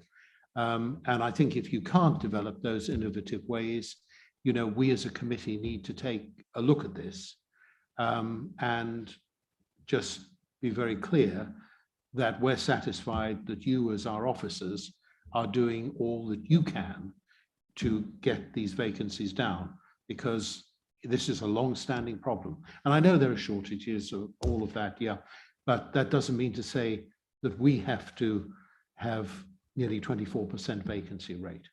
Thank you. Thank you. Noted. I've got Councillor French, Councillor Sanderson, Councillor Maguire. Thank you, Chairman. Yes, the local highway improvements, I don't think March has had one local highway improvement delivered on time. I did ask several months ago, we've had the one we were sitting now, £10,000 the town council have agreed to contribute. It doesn't matter how much more we contribute, we still don't get it done any quicker. We've had a house hit 3 times, and the local highway improvement that we've got in hopefully will save that house. And this is a new house that was built a few years ago. 3 times it's had the corner of its house taken out. So I do hope that you will look at the highway improvement schemes and see if we can get these delivered on time, if not before. Yeah, sad picking up what Simon said about staff. I was deeply disappointed to find out that we're losing our local highway manager next month.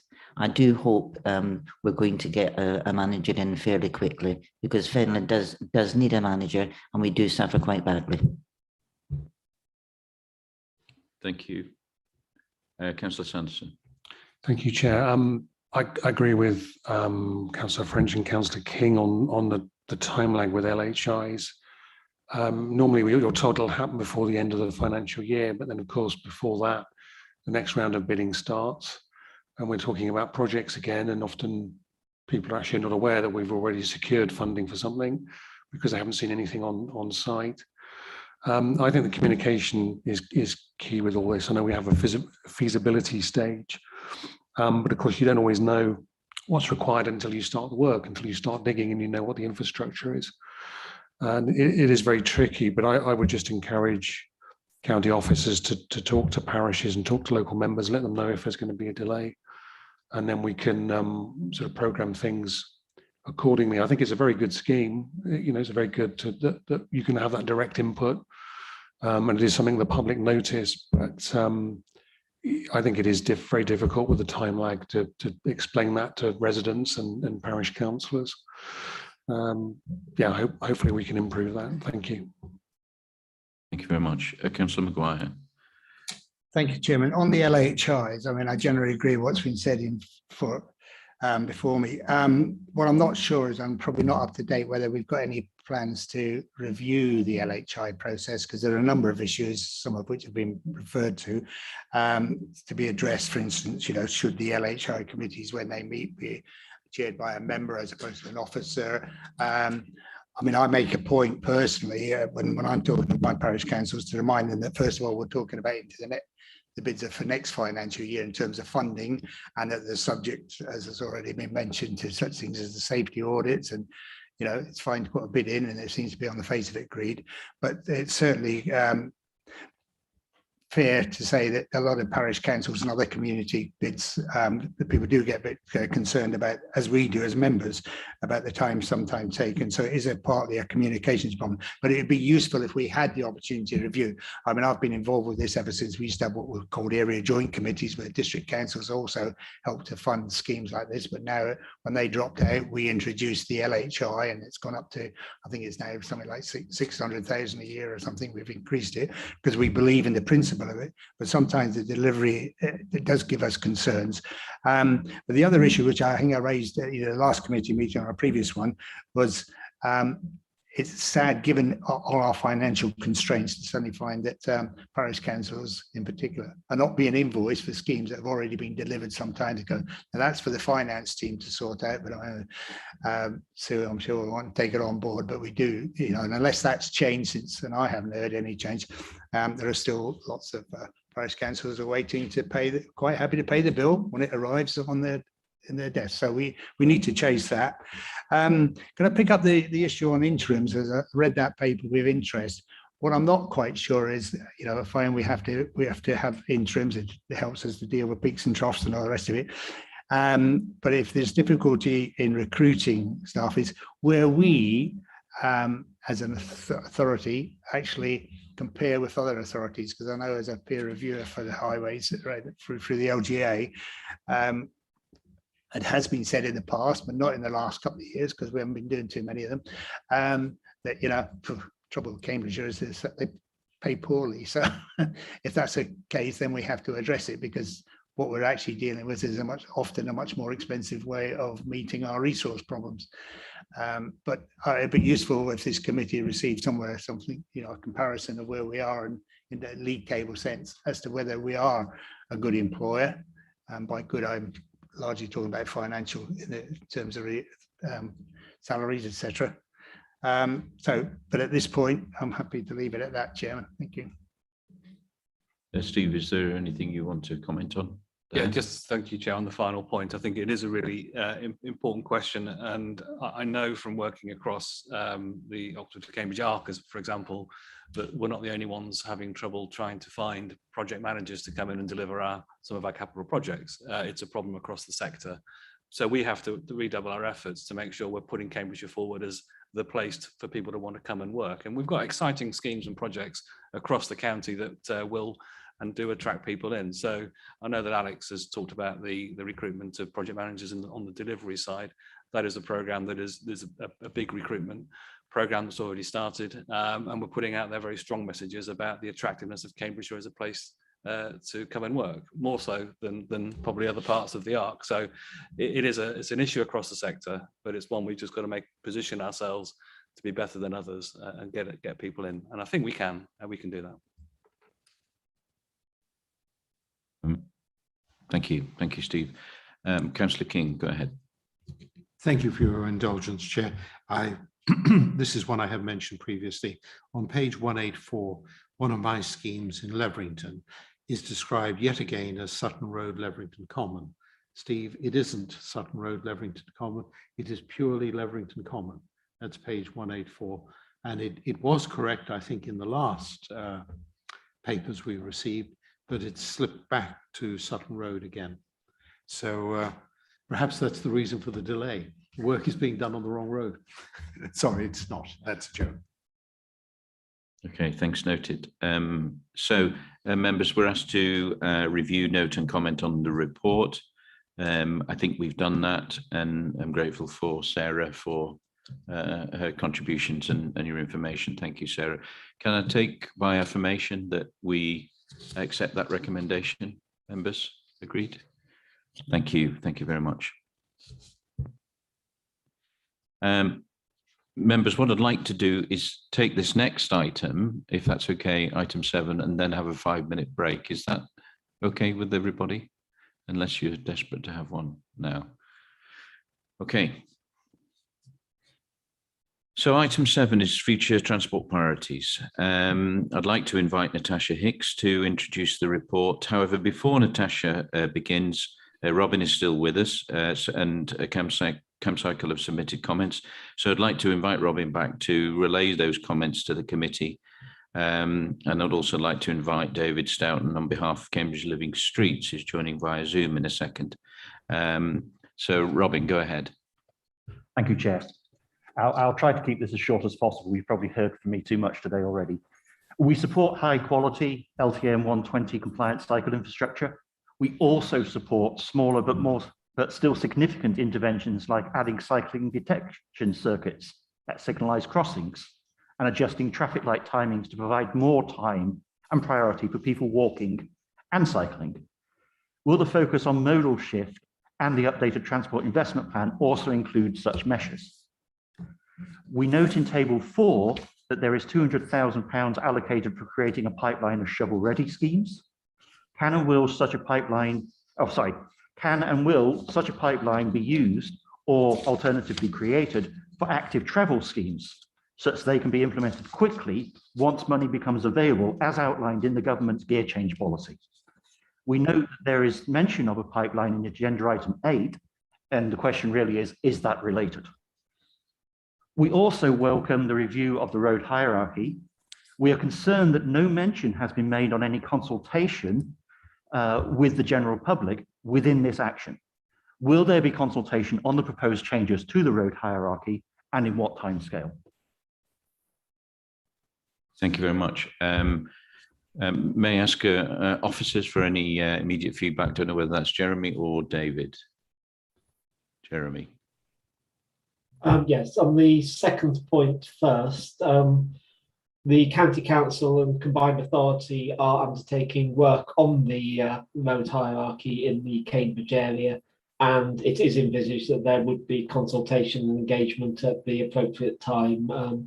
I think I would want to leave it to the GCP officers leading that work to confirm exactly when that might happen. But yes, there would be engagement with stakeholders and with the public as that work is brought forward. Thank you, Jeremy. And then do we have David Stoughton from Cambridge Living Streets joining us?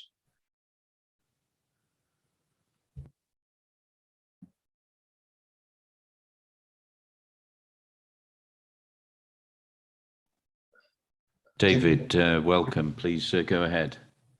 Thank you. One moment while I just pause up. First of all, a plea for distinctions. Under the banner of active travel, it's now become customary to refer to walking and cycling jointly and to see them as being addressed as one. There are joint strategies for walking and cycling, and plans have become conflated. So much so that Greater Cambridge Partnership proposals very often seem to assume that providing for cycling solves the problems of pedestrians simultaneously.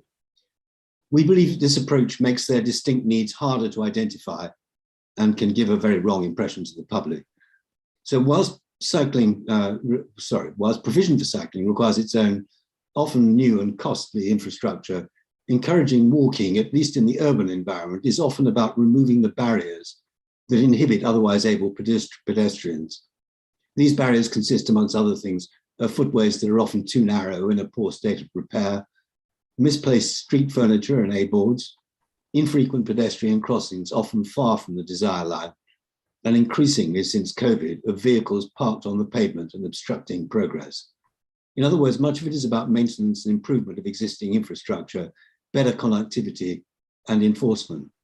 So unlike cycling, more of the cost is assigned to operational rather than capital budgets, which makes it harder to address.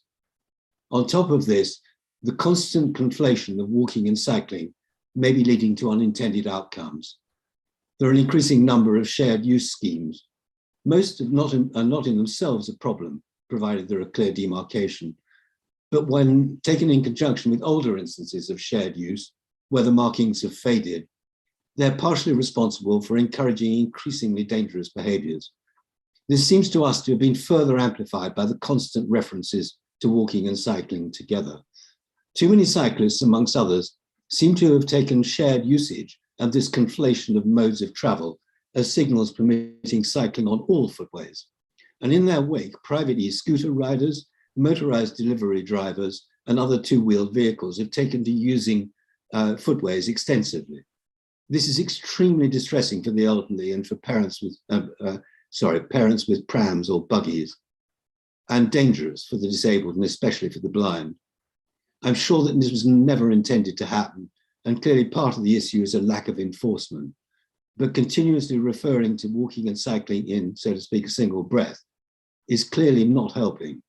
Will this committee please distinguish more clearly between the two forms of active travel in the future and encourage others to do so?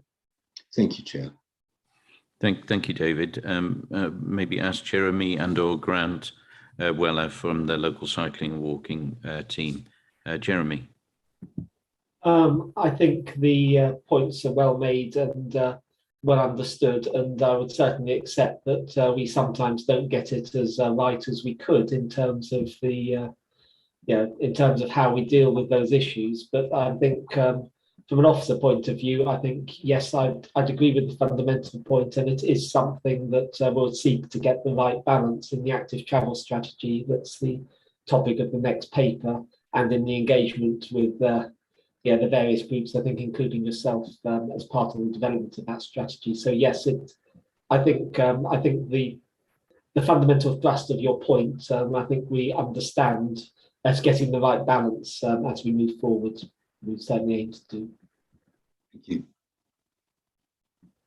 Thank you, Jeremy. And I think Alex wants to add to that. Yeah, just in addition, so the Cambridgeshire is coming up with a policy on walking and cycling. So it's called the LC WIP, Local Cycling and Walking Infrastructure Plans. That document differentiates between the priorities of walking and cycling. We did consult widely on that document over the summer, but if there's any further comments to that, we'd certainly welcome them over the next few weeks, and we'll take those on board, and we'll bring that document back to committee for approval as it gets refined. Thank you. Thank you. Okay, thank you. Members, if we can now move to the debate. Councillor Mills.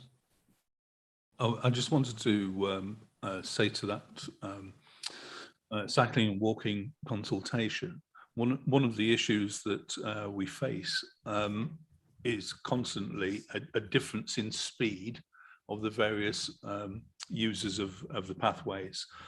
So we've got pedestrians, we've got low speed cyclists, the less confident ones, and then we've got high speed cyclists who can, many of whom can get to 25 miles an hour without any problem. And it's that speed differential that is the cause of so many of the accidents that we see on those shared surfaces. So I'd be very pleased for us to be able to take that into account. All right, thank you. Members, any more comments or observations? Go ahead, Councillor Mills. Thank you, Chair. It may be just because of my newbie status, but the labyrinthine nature of our prioritisation and the funding has given me cause for cries of help. So we've got, excuse me while I just try and log, if you just give me a moment while I just log into my laptop, which just shut me out so I can't get access to my notes. Very long passwords. Okay, just one, yeah, maybe we should. The labyrinthine nature of your laptop, I think. Just just slow down. Hooray. Okay, there we go. Thank you for your indulgence, as my colleague said. So we've got a valiant efforts here to align transport priorities with the joint agreements priorities. But we've got a very strange situation that we find ourselves in with various layers of authority here. So we are no longer the Transport Authority. That's the combined authority of which we're part. We seem to have passporting arrangements to transfer money from government straight through to us in the bid process. We've got transport strategies at district level that are included in the process, and yet we don't have transport strategy authority. So why, for example, are any of our district councils not responsible for their own rather than us? And even if we were responsible, which the document states that we are, in the case of my own district council, South Cambs, we've got a policy that refers back to 2014 that makes scant reference to the city deal, which by the time the report was completed was actually in effect, and yet it doesn't reference that. Even in this document, we still have references to city deal rather than GCP, of which we're a member. So we've got this very complicated labyrinthine structure that it's very difficult for us to work our way through. And I'd like some help from officers, if they would, to understand where those responsibilities. For example, Jeremy mentioned earlier on, you know, we are regularly used as a contractor to the combined authority. Councillor Maguire admitted to be confused by various matters before us. I'll join him in that admission and ask for some help. Thank you. And I've been very remiss in not asking Jeremy to introduce it before we started to comment on it. So Jeremy, now you've had a clue, at least from Councillor Mills. Thank you, Chair. The paper before you sets out three main issues relating to strategy work by the County Council as Highway Authority and working as a partner with the Combined Authority and others. And the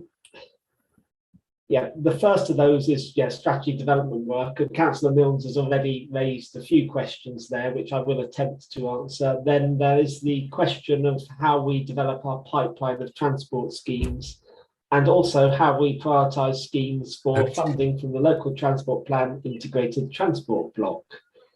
Now, there's a whole range of issues to unpack here. Picking on the strategy development work. Put something down so it doesn't. So Richard, Councillor Howard, if you could just, oh, he's muted now. That's great. Thank you. Sorry, go ahead, Jeremy. Yeah, picking on this transport strategy development work, I think there's probably a few things I'd note there. Certainly, the Combined Authority is a transport authority for a number of local transport authority functions, but the County Council does retain some transport authority functions. So we do actually remain a transport authority within some areas and some remits of the transport authority role, which is confusing in itself, obviously. We are, of course, the Highway Authority, and in terms of why we develop transport strategies, I think the fundamental question is actually, or issue is actually, well, it's our asset. We manage that asset, we develop that asset, we are responsible for the maintenance of that asset and how it is used. Yes, the Transport Authority is responsible for the improvement of that asset, but we still have very significant remits relating to the asset and to the Transport Authority as well as the Highway Authority, duties on that. It is responsible of the County Council, in traffic management, in network management, and in a whole range of other areas. So I think from that perspective, I would say it is relevant for the County Council to have its view of the world and its view of how that asset needs to be taken forward. But I think probably the other thing I'd say on that is, in a policy context, any view of the County Council has to be mindful upwards of the Transport Authority's view of the world, the Combined Authority in this case in their local transport plan, and of government guidance. But also, and I think Councillor Mills mentioned the 2014 strategy document for Cambridge and South Cambridgeshire, which was developed actually along, with the City Council and South Cambridgeshire District Council in partnership alongside the development of their local plans. And the reason that document doesn't mention the city deal per se is because actually it was in development in parallel and was adopted at a point in time that helped the district councils in their timeframes for adoption of the plan and supporting it through inquiry. And I think probably, there's a question there, well, why haven't we updated this? And I think the answer is, well, it's because the context around the GCP and then the Combined Authority has made things increasingly complex, and actually a lot of work has been undertaken by the GCP, and it's now in a new local plan cycle. It's probably actually a good time to look at it again. So I think there are reasons why the County Council as a highway authority would want to take an interest in developing its own view of the world on how its own network is managed. And I think the other thing that I would say in that context is one of the most important roles of detailed strategy documents is giving us a policy basis on which to negotiate planning obligations from developers in relation to improvements to the networks that are needed as a result of those developments, which again is another strange grey area that sits between the County Council as highway authority with a statutory duty, but actually the Transport Authority with a view on how the improvement of the network takes place. So again, I think there's a whole range of interesting issues brought about by our unique governance structures, but actually my take would be that we've actually probably got a reasonable attempt at trying to pull the whole lot together in a coherent whole, given the layers that we've got and the governance we've got. So apologies for a ramble on that, but I think it is a very complex area, as Councillor Milnes has indeed intimated. All right, thank you. So in that context, Table 1 sets out joint agreement priorities, Table 2 sets out current and planned strategy development work, and recommendation B is asking for approval of that or agreement of that programme of work. We've got some additional transport study work set out in Table 3, and recommendation C asks members to note that programme. And there's one piece of work that hasn't got any other approvals or would not be coming back to committee, or hasn't had any previous discussion by committee in the recent past, which is, I think, with the first Combined Authority Administration, there's a proposal to do a study looking at the A142, but that never came forward in the time frame. And I think there is still a view that technically, looking at the corridor all the way from Newmarket up to Guyherne, so not just the 142 but the 141, would still add value. So members' views on whether that is a piece of work that we should undertake is sought. So in recommendation D. And then picking up briefly again on the complications of funding and prioritisation,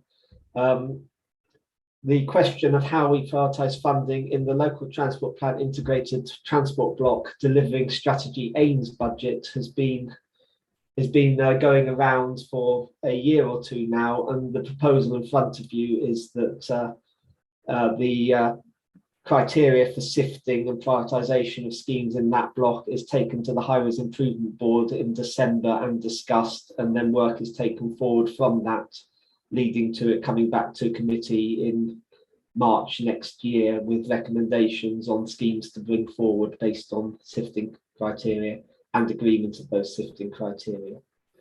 So it's quite a long report and there's quite a lot in it, but those are the recommendations. Thank you. Thanks, Jeremy. Thanks for giving some of the clarifications. It is a complex area to pull together. So I've got Councillor King, Councillor Maguire, Councillor Beckett. Thank you, Chair. Yes, I very much sympathise with Councillor Mills' points about the figure 1. How we can possibly expect any of our constituents to understand this labyrinthine array of plans. And I would have thought that it is possible to make this a little bit simpler. I had a question from somebody who said, how do these all fit in? And I realized that I couldn't really answer that question. And really, we should be able to answer that, as local members. It's not an unreasonable question. So I would just make a plea that perhaps if we can either simplify the plans or perhaps write a guide to interpreting how the plans fit together. The other question I had was relating to 1.1 with the Joint Administration's Agreement Action Plan. There's much in there that, I think all of us would agree with. I think the big thing that's missing for me is there is no mention of, again, electric vehicles. And, one of the big barriers to electric vehicles is the lack of charging points. So I would very much welcome something in this future transport priority paper, recognizing that as a barrier and looking at ways in which we can overcome that barrier for people who want to buy electric cars, because I do think that's vital for the future for this country to achieve its climate change targets. The other thing that I think would be useful is there is a reference to key outputs, but I didn't see any reference to outcomes. And, really, as, again, members, what should be concerning us, I think, is the outcomes we expect from this work rather than the outputs. So I would like to see some thought given to including some clear outcomes for us to measure ourselves by. And finally, the specific question about the Newmarket to Guy Herne route, yes, I would very much welcome that. But I'm sure that given the fact that I'm a Fens County Councillor, that comes as no surprise to you. So thank you, Chair. Thank you. Good observations, and especially on electric charging. So we've got Councillor Maguire, Councillor Beckett, then Councillor Dupre.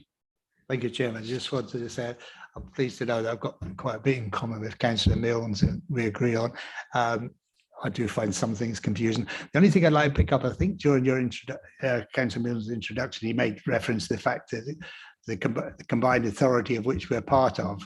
Now, as far as I'm concerned, we're not part of the combined authority.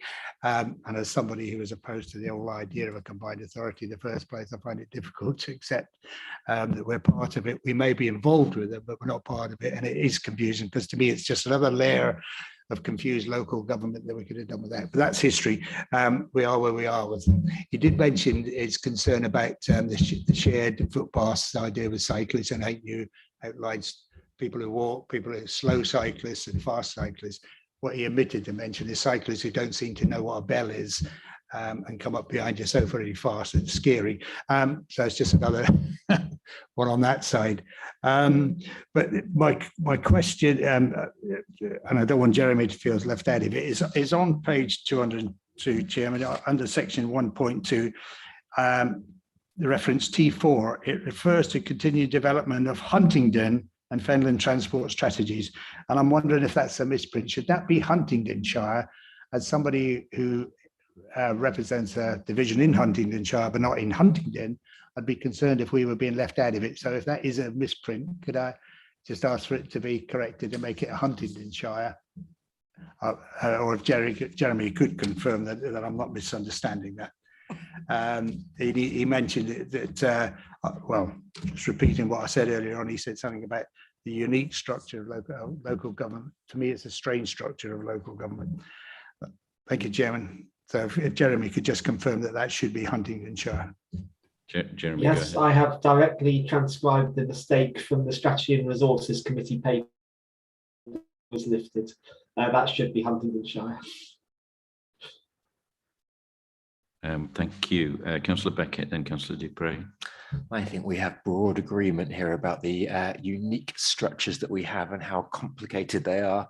It was rather telling the other day talking to Oxford and their cycling team, how easy it is for them just to have a city council and a county council, and how much we all wish that it was similarly simple here. I think the diagram here is a good start at some of how this gets together, but I would encourage us, if we can, to draw out a bigger diagram explaining all of this and how it functions, because so many of our constituents have no idea who is responsible for what or how and where to take it. And if we could somehow try and come up with something that was user-friendly and easy for the general public to understand, I think that would be incredibly helpful for everyone here. I welcome in general this renewed look at our sifting criteria. I think that's really important that we do this now and that we continue to look at this as priorities change and as we move forwards. I have a lot to say about active transport. I'm going to save most of that for the next section, because I think it makes more sense there. Alex mentioned about the LC Whip. Can I ask that we do keep looking at what projects are in there? I've had a few local people not realize about the consultation. I know it was a big consultation, but as particularly where we've got new residents associations forming and things that weren't perhaps as politically engaged beforehand. Can I just add to make sure that we keep that as a living document and that we keep consulting and keep adding things into there as and when we get other local bodies being more engaged with the politics on it and what's going on there. Can I also ask that when we look at the sifting criteria, we also look at it in relation to LHIs? I know our LHI criteria currently is fairly simple, and it might be that we need to have another look at the LHI funding criteria at the same point as the sifting criteria. But yeah, that's for me. Thank you. Thank you. Thank you. Councillor Dubray. Thank you. 2 points. Firstly, to amplify on Councillor King's issue about electric vehicle charging, which is a very significant issue, and it's one that sits in the intersection in the County Council between this committee and Environment and Green Investment Committee, and also sits in the middle of that messy figure one of who does what with regard to other authorities as well. And I think it's worth noting that the combined authority is currently developing an alternative fuel strategy, which will include a piece on electric vehicles. Obviously, that's due early next year. It will be used as an evidence base within their refreshed local transport and connectivity plan. So that gives a kind of then a strategic context for EV charging requirements and will hopefully help to inform a delivery plan, which will obviously involve us as well as other authorities.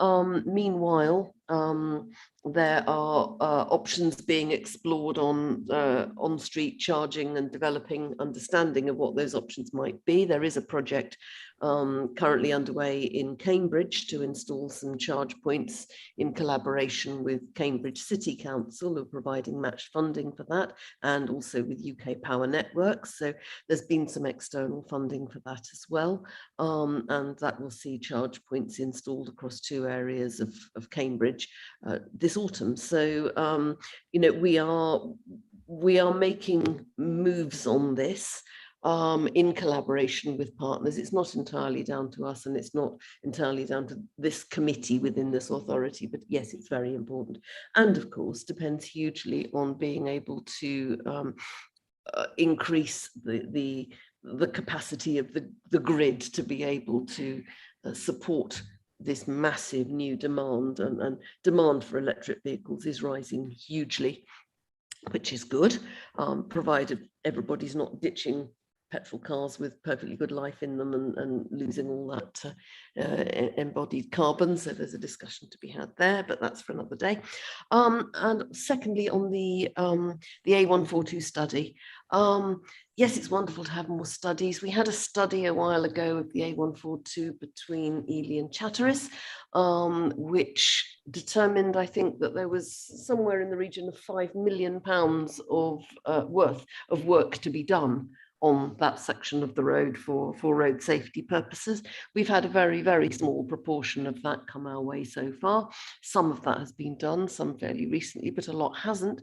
And yet it's being leapfrogged by yet another study into yet a broader area between Newmarket and Guyherne. And while I understand and appreciate that we need to increase our understanding of these roads, how they work, how they can be made safer, how they can be brought up to standard, how they can be maintained, all of those things that we need to look at, and their strategic purpose and how they cope with extra traffic and how they fit in the network and all the rest of it. I do get slightly worried when we haven't even put into effect the outcomes of the first study and finding the first study before it's leapfrogged by another one. That does concern me. And while I'm not going to vote against the proposal, I think we need to keep an eye on, do we deliver stuff, or do we just do another study? Jeremy, would you like to comment on that specific point around recommendation D, the A41, 141 and 142? Yes, certainly.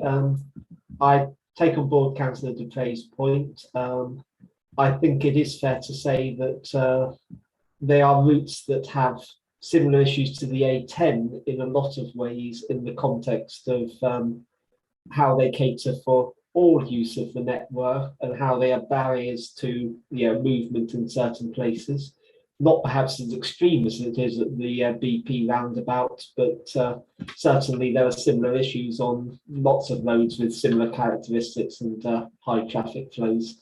But certainly I would accept the point that Councillor Dupray makes, that there is still work to do to complete the recommendations of that first piece of work. But I think there's a wider question about connectivity to the Fens that is certainly seems to be in the combined authorities thinking at the moment. This would take us further down that line. So I think there is value in it, but obviously welcome the views of the committee. Thank you. Thank you. Members, I'm conscious of time. I know Councillor Coots wants to come in, and then I'm anxious to move to, okay, and Councillor Sharp, and then move to a break. Bad slot to come in when people are ready for their break, so apologies.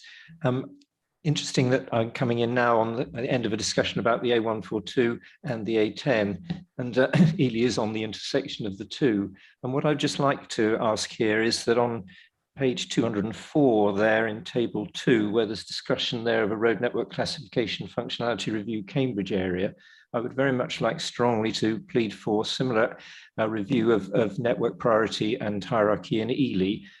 Since we've had the southern bypass installed, much of the high network hierarchy that exists within Ely itself predates that. And so it would seem wise to have a review of that as well. I come from the Ely City Council, the Parish Council last night, where they, I mentioned this to them and they were just ecstatic at the thought we might actually have a coherent review. Like all members I know, I get lobbying from individuals for this street, that street and the other street, and every change in one street has knock-ons that spoil things for another and so on. But an overall review of the hierarchy of road traffic routes through Ely, which is not that huge, and wouldn't be that huge a bit of study, would be very, very welcome locally, and it would be great to be able to do that. Thank you. Thanks a lot. Yeah, I can recognise that. That would be very, very beneficial. Councillor Sharp. Thank you, Chair. I'm conscious of time, so I'll be very quick. On the A142, which has been touched on, I'm led to believe that a couple of years ago there was work done at officer level between Cambridge County Council and also Suffolk County Council, because I believe at one stage they were both working separately without any joined up approach, but I understand they did collaborate, because the A142 at Newmarket is in Suffolk, the roundabout onto the A14 is in Suffolk, and there's a lot of, but it affects probably, and I drive past it every time I go up to Ely for council meetings. So that end of it, I think the point I'm trying to make is we need a joined up approach with Suffolk, because there are issues, because there is always a stream of traffic at rush hour times in the mornings coming south to trying to get onto the A14. But just to do it alone, just with Cambridgeshire without involving Suffolk county colleagues, I think would be very detrimental. Fair comment. Jeremy, is there anything you want to say about that? Now, other than to agree, yes, we obviously would want to work with Suffolk, and it is certainly noticeable that, albeit people may have concerns over the standard of the A142 in Cambridgeshire, the standard does drop when you go into Suffolk, and the junction of the A14 is a particular problem where they've been seeking a solution for, a number of years, as members will be aware. Thank you. If there are no members, if there's no other questions, we have 5 recommendations. The first one to note, secondly, to approving the proposed programme, and noting the transport study work. We touched on A141 and 142, so that's scope and funding with the combined authority. And then finally, that the integrated block funding would go to the Highways Improvement Board. Is everybody agreeable by affirmation? Councillor King? Yes, I'm happy, Chair. The only thing that I would make a plea for is to make a recognition of the importance of electric vehicles and the charging points in that as well. I understand what Councillor Dupre was saying, but it does no harm to emphasise it in here as well, I don't think. Thank you. Yeah, I think that's absolutely fine. I think it should be raised at another point in our discussion, and it's right, it should be mentioned in this. Thank you very much. So members, if we're agreed, we can accept that and then move to a break. So we're at 12:19 according to the screen. Can we come back at 25 past? Is that okay? Thank you very much.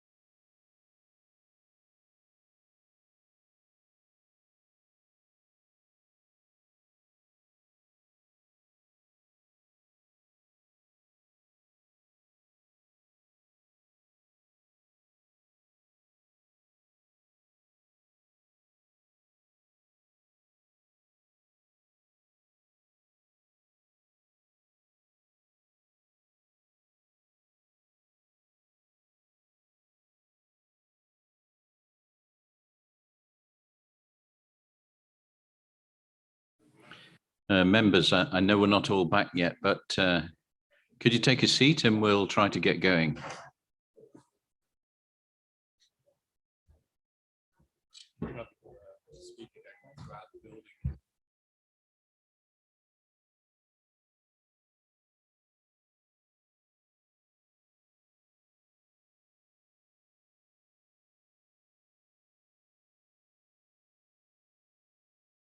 Okay, members, so welcome back.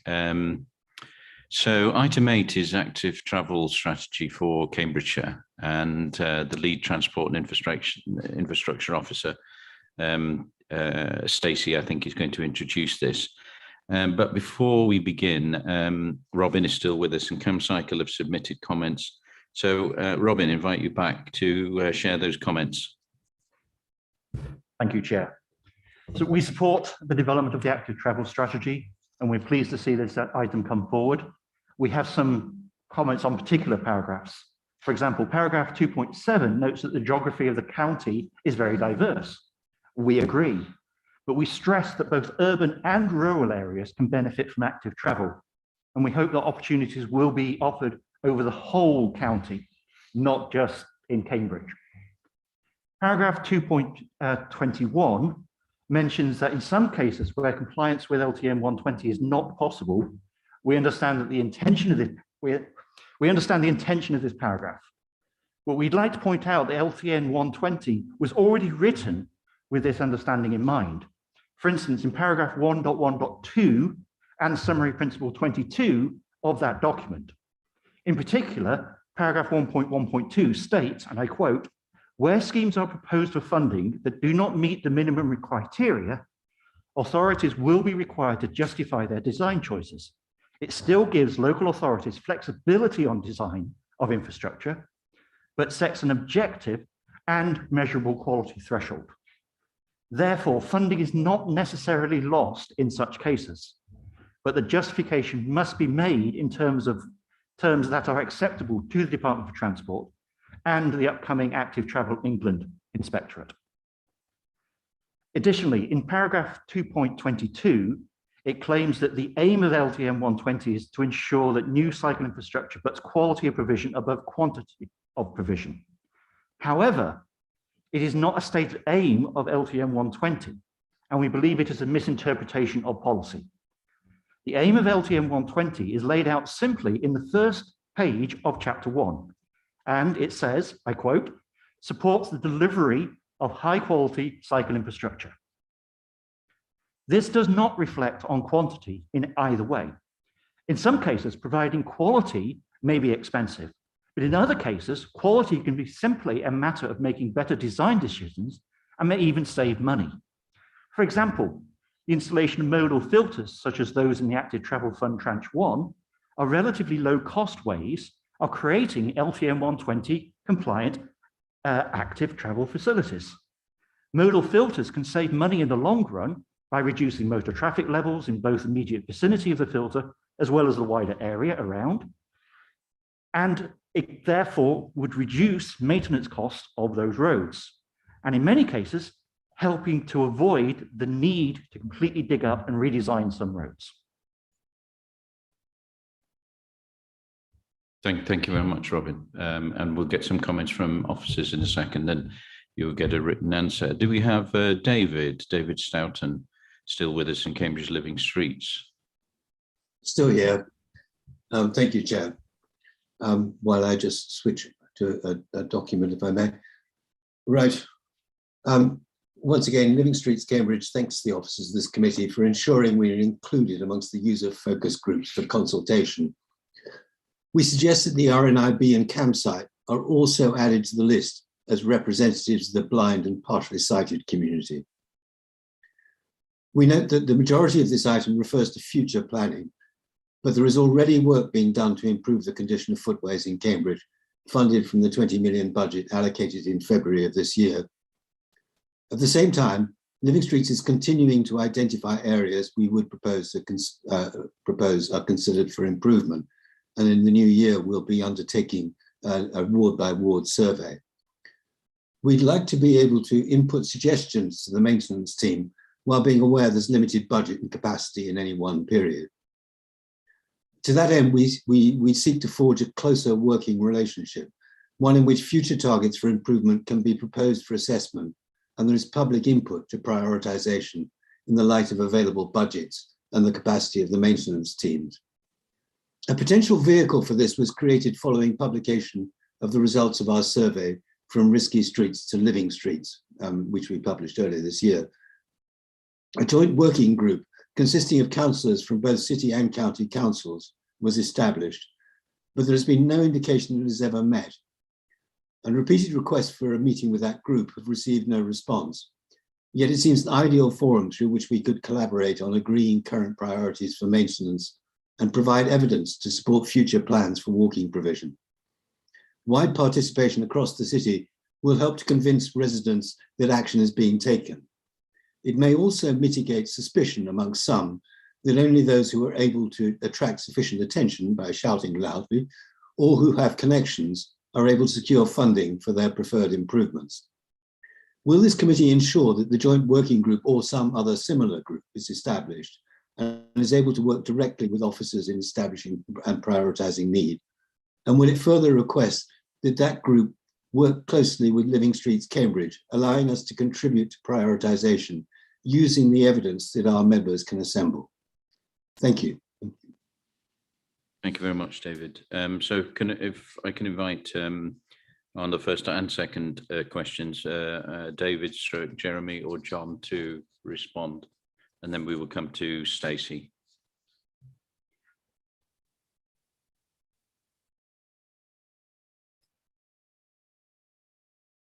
Yeah, thank you, David. Yeah, regarding so campsite and the RNIB will be invited to feed into the strategy as it goes forward and is developed. So we've agreed to that. Regarding feeding into the £20 million maintenance programme, that's an annual programme that's brought to this committee. It's very much driven by the asset condition from our asset management team in the county, but we also feed into that through our local highway officers who engage locally with residents, customers and the local members. So we'd welcome feeding into that process, and perhaps we can do that through engagement with our local highway officers who are regionally based and obviously know their area very well. So we could open that up. All right, thank you. Thank you. Any further officer comment before I come to Stacey? David, anything from you? No, that's fine. Okay, thank you very much, Robin, and thank you much, David, for your questions, which we will respond to. Stacey, can I ask you to introduce the paper? Thank you, Chair. As raised in the Future Transport Priorities paper just presented, we have committed to developing an active travel strategy for Cambridgeshire. This paper introduces the emerging strategy, outlines the scope, programme and some key considerations. The government's vision for active travel was set out last year within Gear Change, a bold vision for cycling and walking, along with £2 billion of funding over the current Parliament towards active travel. We felt there was a need for a focused strategy that sets out our vision for active travel in Cambridgeshire and aligns with the requirements of government funding and enhance the ability of the council and the combined authority to successfully bid for such funding. The benefits of active travel are wide-ranging and are outlined in the report.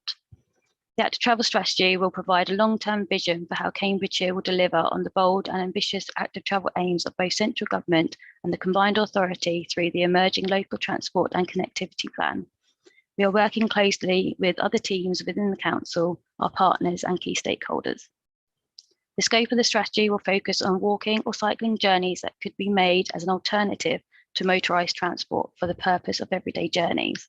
The terms walking and cycling will include wheelchairs, mobility aids, pushchairs, adapted cycles, cargo bikes and electric cycles. It will also need to consider other means of travel that are not identified as active travel, such as e-scooters, equestrians and for leisure, and how such users of the network will be managed and to ensure vulnerable users are considered in changes to the network. The main strategy document will consist of a vision, objectives and set of policies, and the draft strategy will return to committee in March next year. A more detailed pipeline of active travel schemes will then be developed alongside further engagement and wider public consultation. Sections 2.21 to 2.26 of the paper highlights the key considerations of the strategy. This includes the impact of compliance of schemes of LTN 120 and addressing the existing condition of footways and cycleways will be an important consideration to ensure the effectiveness of our investment can be maintained in the longer term. Also, a proactive approach to funding opportunities will be needed to deliver on the strategy, and a well-developed pipeline of future active travel schemes will be essential to this for funding bids and negotiations with developers. Thank you. Thank you very much, Stacey. And so just to reiterate what Stacey mentioned, so this will come back to committee in more detail next March. So this paper is very much direction of travel. Thanks very much, Stacey. Okay, members, so we'll move to the debate. Any questions and comments that any of you have? Councillor Beckett, go ahead. You did warn us you were going to, and Councillor Dupre. Thank you very much. And I just want to say firstly that I very much welcome this report. It's great to have active transport taking a bigger place. I do know that it's very easy to talk about active transport and about cycle routes, but it's a lot harder to actually implement them and implement them well. And I know that we've been very guilty of that over a long period of time. Cambridge is often seen as a cycling county and city, and therefore quality infrastructure is often neglected. It's taken for granted that a lot of our residents cycle. And if you look at the quality of our infrastructure compared to, say, the likes of London going in, it's quite evident that we often actually neglect cyclists and just assume they will cycle, and we cater to proficient cyclists rather than the general average person coming. And we've seen that with, you know, the tragic death of Anna, who was somebody that was a new cyclist, I believe. And that we need to really be thinking about those people when we look at all of this. It hides a lot of the issues that we have. And it's quite apparent to me, and I don't mean this as criticism of this group, but obviously how few of us actually cycle on a regular basis. I think all of us here drive, but how many of us actually cycle regularly? How many of our officers cycle regularly? We have a cycling team, but amongst everyone else, you know, there is a lack of cycling within the county and a lack of active transport. And I think we've often put cycling infrastructure in as a means of essentially patting CamCycle on the head and saying we're doing something, rather than actually designing something that is really useful. And we see examples of that throughout Cambridge. You look at the Carter Bridge, when we talk about Mill Road previously, and how, you know, many people have said, oh, why don't you just take the Carter Bridge rather than cycling over Mill Road? Well, anyone that's actually done that, you've got a massive detour to go around to do that. You look at where I live on Coldham's Lane, and we have a cycle bridge that goes over the railway there. And to get to the cycling bridge, if you're going south, you have to go off the road, take a pedestrian crossing to go over to the cycle bridge, go over the cycle bridge, and then wait again for traffic and go over another pedestrian crossing to get back onto the cycle infrastructure the other side. And no cyclist does that. If anyone's ever cycled, I mean, you'll all be very pleased to hear that I am not a Lycra wearing cyclist. I've never worn Lycra, but I do bike regularly, pretty much every day, as a means of transport. I also drive, but I bike. And yesterday, in the freezing driving rain, there is no way I was going to wait for an extra 3 or 4 minutes for the cars to go by while I take the approved cycle route. And we just have to be aware that cyclists, they need a simple way of being able to do things. We can't simply bolt things on saying that we are doing cycling. It needs to be designed in. We have to acknowledge the fact that sitting in my car this morning, it was far more pleasant than it was in the driving rain yesterday on a bike. And therefore, driving has an inherent advantage. It is much, much nicer sitting in a car with the heating on than it is out being in the driving rain. So therefore, we need to be kind to our cyclists if we are going to encourage people to get out of their cars and actually give them infrastructure that, I hate to say this, but gives them a slight advantage to counteract the disadvantages they have in feeling safe. I think we all are starting to realize the importance of cycling and active transport. It being, you know, low carbon, that even with electric charging, electric vehicles, we have to acknowledge the fact that cars do still emit more, even electric cars, be it PM 2.5s or be it in their manufacturing process. We have to acknowledge the fact that bikes are inherently safer to other users compared to a car, and they are actually healthier for all of us, and therefore we kind of do need to be doing it a little bit more. As much as none of us really want to be doing exercise and out on our bikes, it is better for us all to be doing that, and therefore we need to be encouraging people to be able to do it. So I think we, going forwards, need to make sure that we make cycling and active travel a real core part of highways. I think so often right now it is seen as a bolt-on rather than being a core part of our function in highways and transport. I mean, it's apparent to me that our cycling team has been shrinking over the last few years, not growing. And I think we need to make sure that the cycling team becomes a larger active travel team that is core in absolutely everything that we do. I note that when we respond to big infrastructure projects, there are lines for ecology, etc., but there's nothing about active travel. We refer to it in terms of green, but then that doesn't come to the highway cycling team, the Cambridge South response. There was nothing in there from the cycling team on it.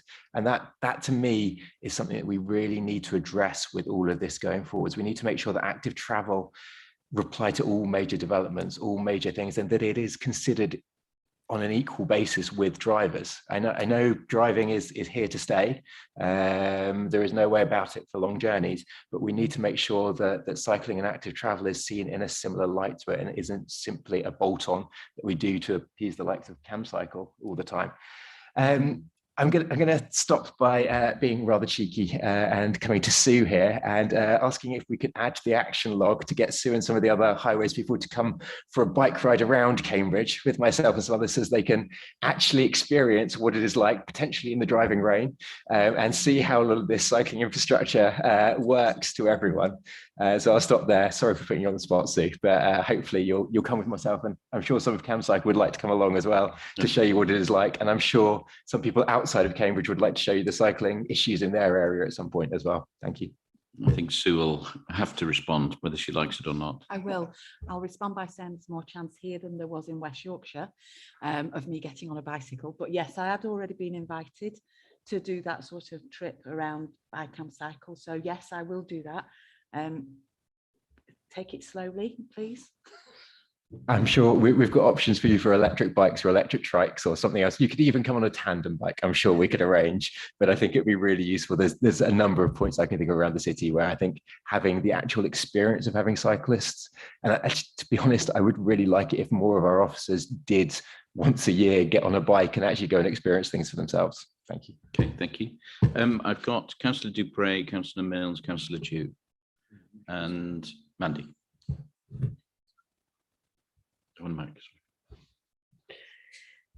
Thank you. I just wanted to say a few words about this. I think it's a generally excellent paper and I'm very pleased it's here today. I think that CamCycle is right to call out the description of LTN 120 as being about quality rather than quantity. If that's not what the LTN 120 says, and I don't think it is, then I think we shouldn't be saying that's what it's about. And I don't think we should be in the business of setting up that potentially artificial distinction, which might hamper what we might be wanting to achieve.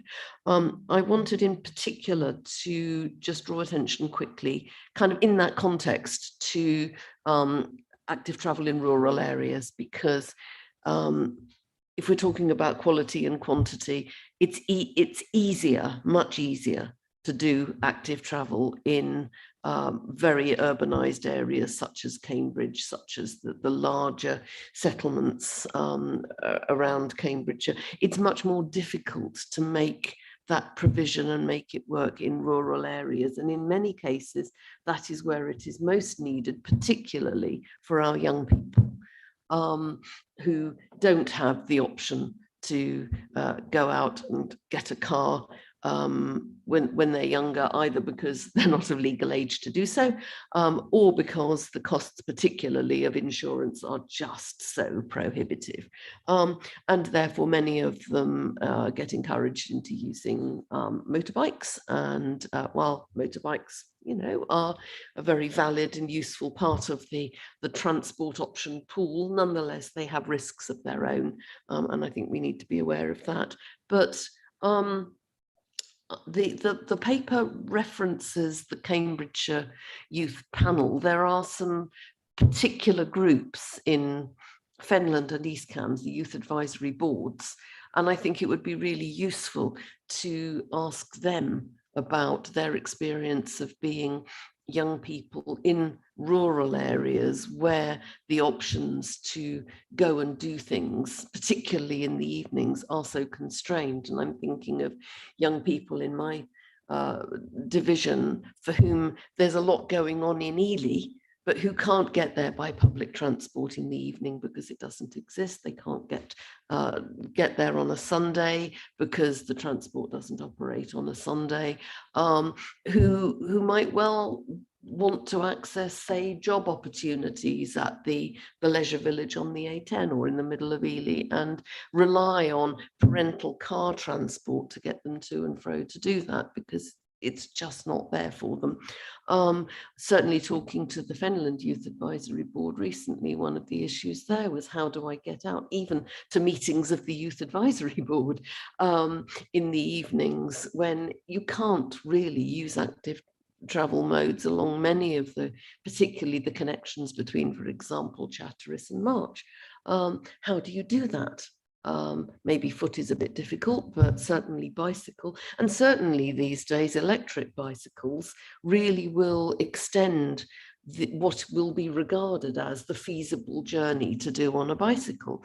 And I think that we've got to catch up with that and not assume that bicycle journeys will stop at about 2 miles when it will be much more feasible to go much further on an electric bike. And we have to include that in our calculations and be more optimistic about what it's feasible to do with and by active travel means. So those were the 2 points I wanted to make, particularly about rurality and particularly about young people and rurality. And that's the difficult bit. And I hope we won't shy away from the difficult bit in order to do the stuff that is easy. Thank you very much. Councillor Milnes and Councillor Dew. Yeah, I'd just like to echo Councillor Dupre's remarks about electric bikes. And I've been feeling quite virtuous, well, until very recently, about using my newly acquired e-bike, which I crashed quite spectacularly last week and broke my arm and hand. So, but once I'm repaired, I'll be back on my bike, attending parish council meetings and the like, or Greater Assembly meetings, because I do think that experiential knowledge is really valuable. You know, the state of the surfaces of our roads. So we have cycle paths that were coated in red tarmac slurry. It's broken up, it's horrible. It's a real jittery ride. Without doing those improvements, any enticement that we make to people to get on their bikes will be quickly evaporated when they find the state of our roads. So I think that's a really important point. Councillor Beckett spoke very well about Cambridge City as a cycling city. It's not really. I mean, Utrecht in Holland, that's a cycling city. That's a place where they move cars right around because they give the convenience to the cyclists. The cyclists have total priority. That's the sort of attitude I would like us to be taking, that we say, okay, one-way system, you know, hard luck, takes you 5 minutes more, but the cyclist can go directly on their way. The other thing I've got is a question, and clearly I welcome this document, but I'm not sure we really address the cost of some of these implementations that we'd be talking about. So Hills Road, we know, cost a small fortune and took a lot of disruption to create that scheme along Hills Road. But that's the sort of scheme that we need, because without the consistency, as a bike user, I can tell you that if you're on a road path, a cycle path next to a road, and for the last mile, you were encountering junctions of a certain style, and then you come across one in the dark or rain, and you've got no idea where to go, because suddenly there's a fence on the corner where nowhere else was there a fence. There were drop curbs and so on. And it's that fragmentation, again, that will limit the adoption of alternate ways of travel that we need to address. Can I Sorry, we've got a lot of speakers and a lot to get through. Councillor Mills, would you mind if I went to the other member, or have you got a real burning point you need to make? No. You move on. Trying to fit everybody in. Thank you. Thanks for your patience. Councillor Dew, then Councillor Maguire, Yep. Councillor King.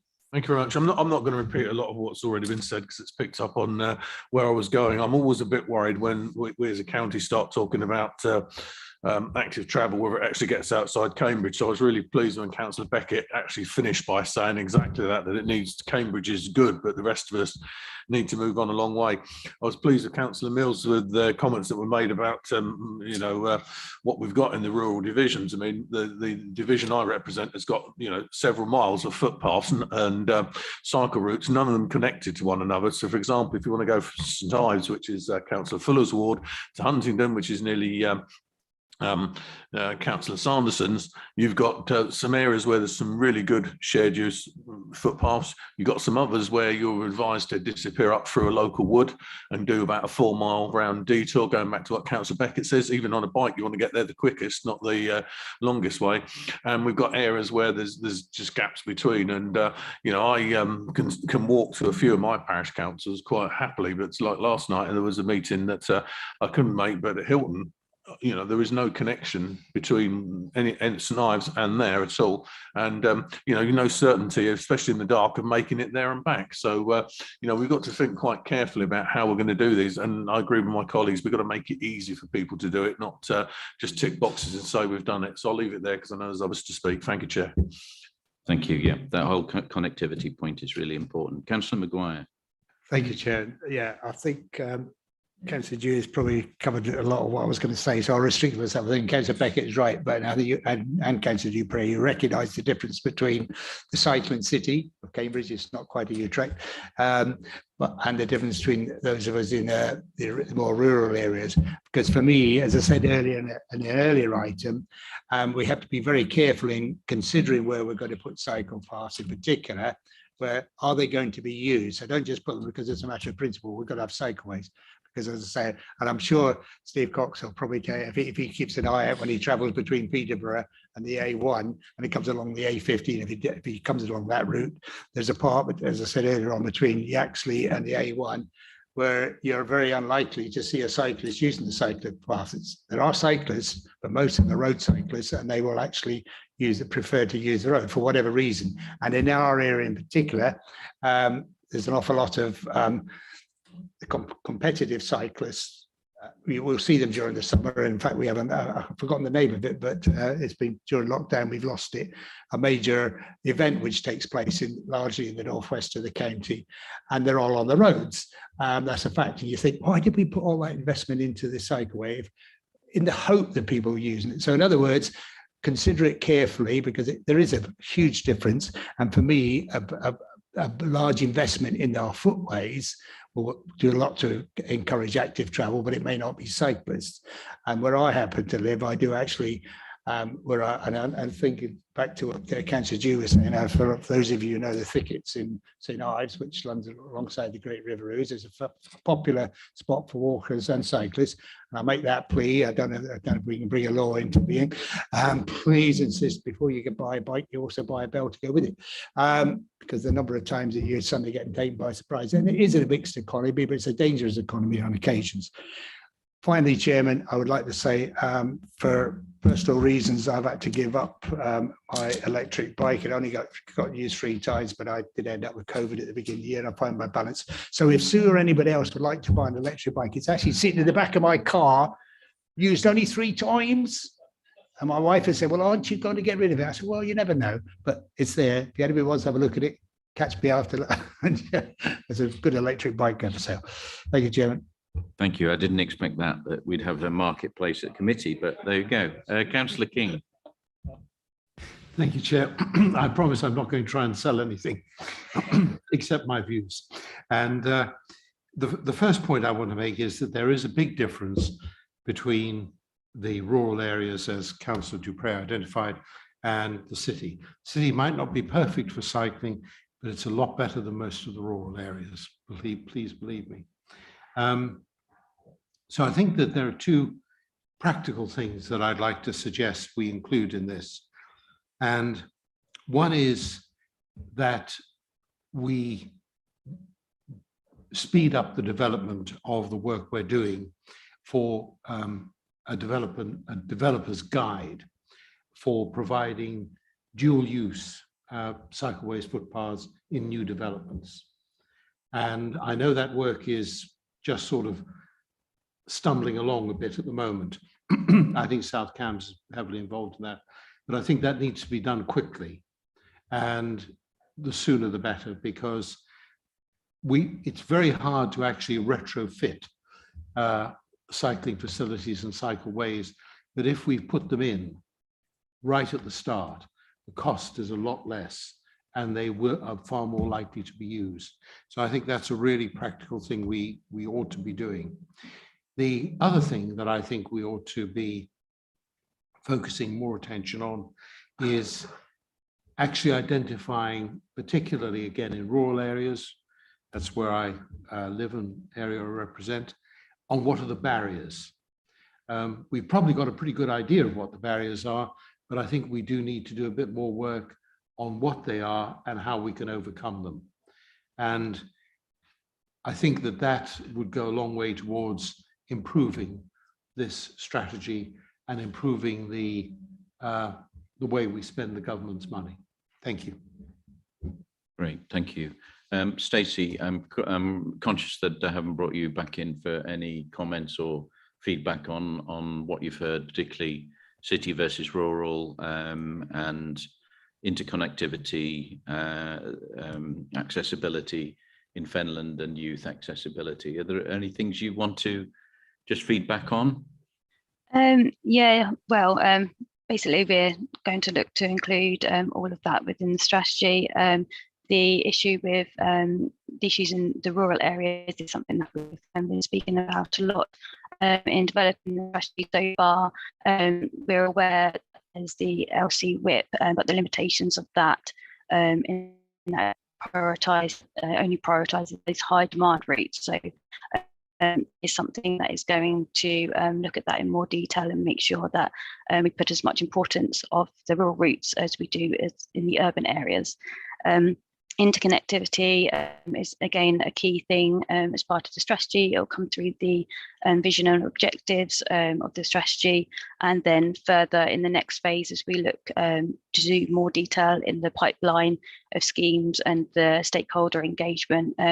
We'll be doing a lot more engagement with people to look at the gaps in the current network to make sure that that interconnectivity is improved and linking to public transport hubs, and that as well is quite key to that. Great, thanks a lot. Thanks a lot, Stacey. Yes, go ahead, Councillor Shaler. Love our cyclists. Cambridge, I'm going to have to talk about Cambridge, of course, is a cycling city, but not a cycle-friendly city. I think we need to support our cycle team in the county. Cambridge was once a leader in planning for cycling. The government's current aspirations in the gear change talk about 50% of trips being made by cycle. Now, Cambridge already has more than 50%. Now, I went online yesterday just to look for some statistics. And in Wikipedia for Amsterdam, it says Amsterdam has addressed automobile dependency radically and aggressively by sharply inhibiting car access and expanding availability and convenience of public transportation. Roughly 2/3 of daily urban transportation is by bicycle, while 19% is by car. I think this should be our aspiration. The thing is, we are competing with other parts of the country. West Midlands has just appointed a walking and cycling commissioner. And something else about Amsterdam, all of their cycle routes are red. Now we have a color coding here as well. And so to address something that David brought up before, if we're lucky, we're going to have a lot more conflict between cycles and walking in our cities. I noticed in Brighton that they had a whole series of colors differentiating parts of the walkway. And I have no idea which of our complex authorities has the can of paint, but I think we really need to get onto it. Great, thank you very much. So members, I think it's been a good debate. Just pop off your microphone, Neil. I think it's been a good debate. This is the direction of travel and we'll come back to it in March. Are members happy to accept the recommendations, note and comment on the update and the key consideration section, given the comments and inputs? Are members okay to accept by affirmation? Okay, thank you very much.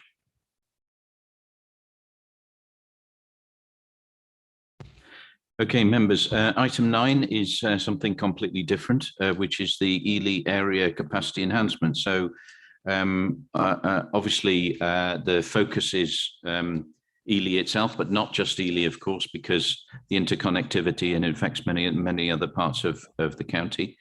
So the interim consents team will introduce the report. But first of all, we have some comments which Dan is going to read from Andrew Price. Then possibly you have Councillor Gowing. We do have Councillor Gowing on Zoom, and we have comments from Councillor Bradnam. Thanks, Chair. So this is the comments from Andrew Price. Resident and landowner directly affected by one of the proposals. Of all the options, only option 1 I would agree with. I travel to Mildenhall daily, so cross rail track 5 times in one journey, rarely getting stopped at a crossing. When I do, waiting time is not a problem. Automatic barriers are a night and day difference to the old wooden hang gates we used to wait 15 minutes or more at. We should keep in mind the crossings are on a B road when spending taxpayers' money. With that in mind, option 1 could be delivered with a fixed price. It's so simple. I can't see any of the other options being on budget or on time. Option 1 also causing the least disruption for residents. Options 2 and 3 are poorly designed. They should make use of the existing bridge over the loop line, as in option 4. Very concerned, rail tracks designers are pushing for the most expensive options, as the potters are available now and may not be in the future, after speaking with them. We have other transport problems in the area that need addressing too, mainly the A10. That's the comments. Shall I read Councillor Bradnam's, Chair? They have been circulated to the committee. It has been circulated. It is 3 pages long. I'm just a little bit. Has everybody had a chance to see Councillor Bradnam's? I'm sort of looking at Democratic Services a little bit to Dan for guidance. It is 3 pages long and very, very detailed and very, very useful, I might add. Dan, is it customary we would read all of that? They will form part of the minutes, Chair, so if all members have considered it, then... Looking at members as well for a bit of guidance, are you happy that if it's added to the minutes, or do you want it read out? I'm going to have to leave now anyway. I have another meeting at 2 o'clock to get to, so my apologies. All right, so I think we accept it as part of the minutes, and then we go to Councillor Gowing, if that's okay.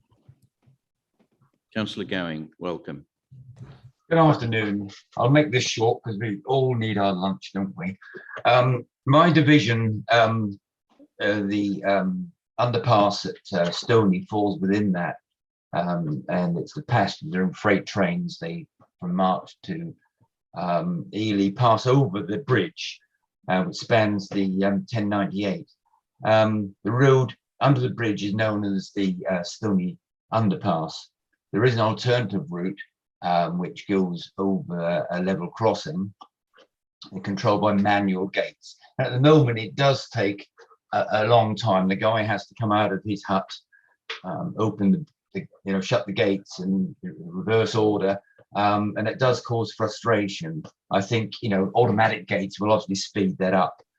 The history of the underpass is in October 2019, there was a collision with the bridge with farm machinery on a trailer, and it caused serious structural damage. I was contacted about one collision, and I was away from home at the time. I couldn't speak on Radio Cambridgeshire. I came back a few days later, and it'd been struck again. It was this particular one, and I did give my opinion there, and I thought the underpass should be closed. It was closed actually for 16 months while the work's being done, and it cost a lot of money. The 12 months prior, there were 13 incidents with vehicles striking the bridge. And at the time, it was the second most struck bridge in the country. It dropped to number 9 when it was closed. But when the bridge was finally opened, it struck on that very day. And after that, 1 or 2 improvements was made with signage and what have you. But there's been lots of incidents. There was one in October. A driver took a caravan, or tried to take a caravan underneath. It almost made it. It got jammed at the exit, and obviously that caused disruption. And then in November, there was a van also struck, and each time they have to be, carefully removed. The bridges then has to be examined, but they estimate on average costs £13,000 per strike, and the total cost in a year is about £23 million, not on the Stony, but on all the bridges within the country. The residents who live nearby, they're sometimes traumatized by the effects of it, because you can imagine someone with bikes on the top of their roof, obviously get knocked off. The drivers are distressed, and it just causes a lot of anxiety to the local residents. If there is a 50-mile limit down the 1098, but if you go over the crossing, which I think is the best way of doing it, you have to be very careful, because there have been accidents when people have rushed under the bridge and struck vehicles that are coming over the crossing. And there's been lots of other things that have happened. There's probably been accidents that have not been recorded. I said, if you do a search on Stony Bridge, my name will crop up several times, because I've been asked no end of times to speak about it. So I've therefore fully endorsed option 2, that is to automate the crossing and close the underpass to vehicles, and just keep it open for cyclists and pedestrians. Thank you. Thank you very much, Councillor Gowing. So with our questions and inputs, I'd like to invite Gareth Blackett, who's interim consents team lead, to just introduce the paper and give any comments and feedback to what you've heard, Gareth. Yeah, many thanks, Chair. Afternoon, members, colleagues. So the paper is the County Council's response to Network Rail's consultation, round 2, part 2, on the Ely area capacity enhancements. So this is a series of a phased approach to consultation. Part 3 is next spring, which considers options between Ely and Ipswich for level crossing provision. Round 3 is next summer, with consultation on preferred options, with a decision expected by the Secretary of State in 2024. So for the purposes of this paper, the County Council's position is that we strongly support the proposal, conditionally, with the caveat that any measures that are proposed that would restrict flow between communities and the broader locality will be opposed until alternatives have been agreed, consulted on, and put in place. And we're pushing very hard on that. There was a members' briefing on the 18th, on the 11th of October, before the formal consultation began on the 18th of October. That ran until the 28th. We've agreed an extension with Network Rail. Following this meeting, we can hopefully submit an approved response, and a draft response has been circulated to local members in advance of this meeting. The paper, page 7, sets out the policy alignment, particularly with regards to emissions, air quality and economic growth. Stresses our priorities, which we take the opportunity to do throughout the consultation around Queen Adelaide and Prickwillow. Emphasise that the local authority and local communities should be fully engaged at every step of the consultation process, and you'll note that's a recurring theme throughout the document. On page 14, we go on to just scope out extra capacity. Again, we insist that any additional capacity is future-proofed for future-proofed against additional growth and growth in demand. We set out the levels of service as a local authority that we expect, and we endorse Network Rail to urgently confirm the number of new train paths that will be created by the project. A brief summary of the benefits, which are substantial. So 120 million forecast over primary benefits, forecast over the 60-period, the 60-year profile period. Page 16 goes on to just briefly talk about the impact on the community. Again, restates our position regarding conditions about community severance and retaining access. Restates the priorities, Prickwillow and Queen Adelaide, and emphasises the need for local groups to be treated as statutory consultees, and the County Council makes the offer to facilitate any of that local consultation or engagement. There's a short note on highways where, again, and you'll appreciate this is again a recurring theme, we ask for more detailed information. There is a bit of a dearth of detailed information in the consultation document. And again, express some concerns about lack of engagement, and do take the opportunity to just restate the principle that we do want to retain non-motorised user access despite any changes to level crossings.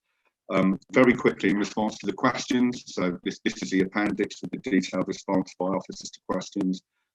Question 2 is the composite, where we're asked to respond on up to 15 level crossings, and we state that we require more information to give a fully informed response, and just make the point that any surveys or traffic modelling work that's carried out needs to be agreed to a standard in advance with council officers. Question 3 picks up Burgess Grove, and the preferred option is to retain pedestrian and cyclist access and equestrian access on both crossings. Stoney, absolutely aligned with council going. So option 2, to close the underpass. We heard the context about the number of bridge strikes. You may have seen something in the local and national press in recent weeks. I think we're currently sitting at about number 4 in the country. So the proposal is to close the underpass to vehicles, but retain non-motorised user provision. Wales Engines, we submit an objection until we have reassurances regarding flood risk and compensations thereof. There are also some concerns about antisocial behaviour and some biodiversity issues. Queen Adelaide, I think that was the first question from the landowner and local resident was in respect of option 1. So again, we're aligned on option 1. The southeast highway option, and unfortunately Network Rail haven't provided any information about costs, but you'll note that on page 22 officers do point out that should any of the other options 2 to 4 be recommended, that there would be a significant maintenance liability to the local authority going forward, and some of the other infrastructure proposed in options 2 to 4 quite frankly is eye-watering. So we're firmly behind option 1, the southeast highway, and that will enable all 3 level crossings locally to be kept open. Very quickly, biodiversity. So we insist that mitigation measures are embedded in any future plans, particularly around otters. So there's a black spot apparently for otter mortality within the plans. We make representations on that. And question 7, we agree that Ely North Junction footpath can be diverted without a huge impact on the community. And then just very briefly, question 8 is a bit of a catch-all. We take the opportunity to restate the principles so minimised environmental impact, minimised local disruption during construction and use, and future-proofing of any additional capacity. Again, we make the point about flooding and compensation.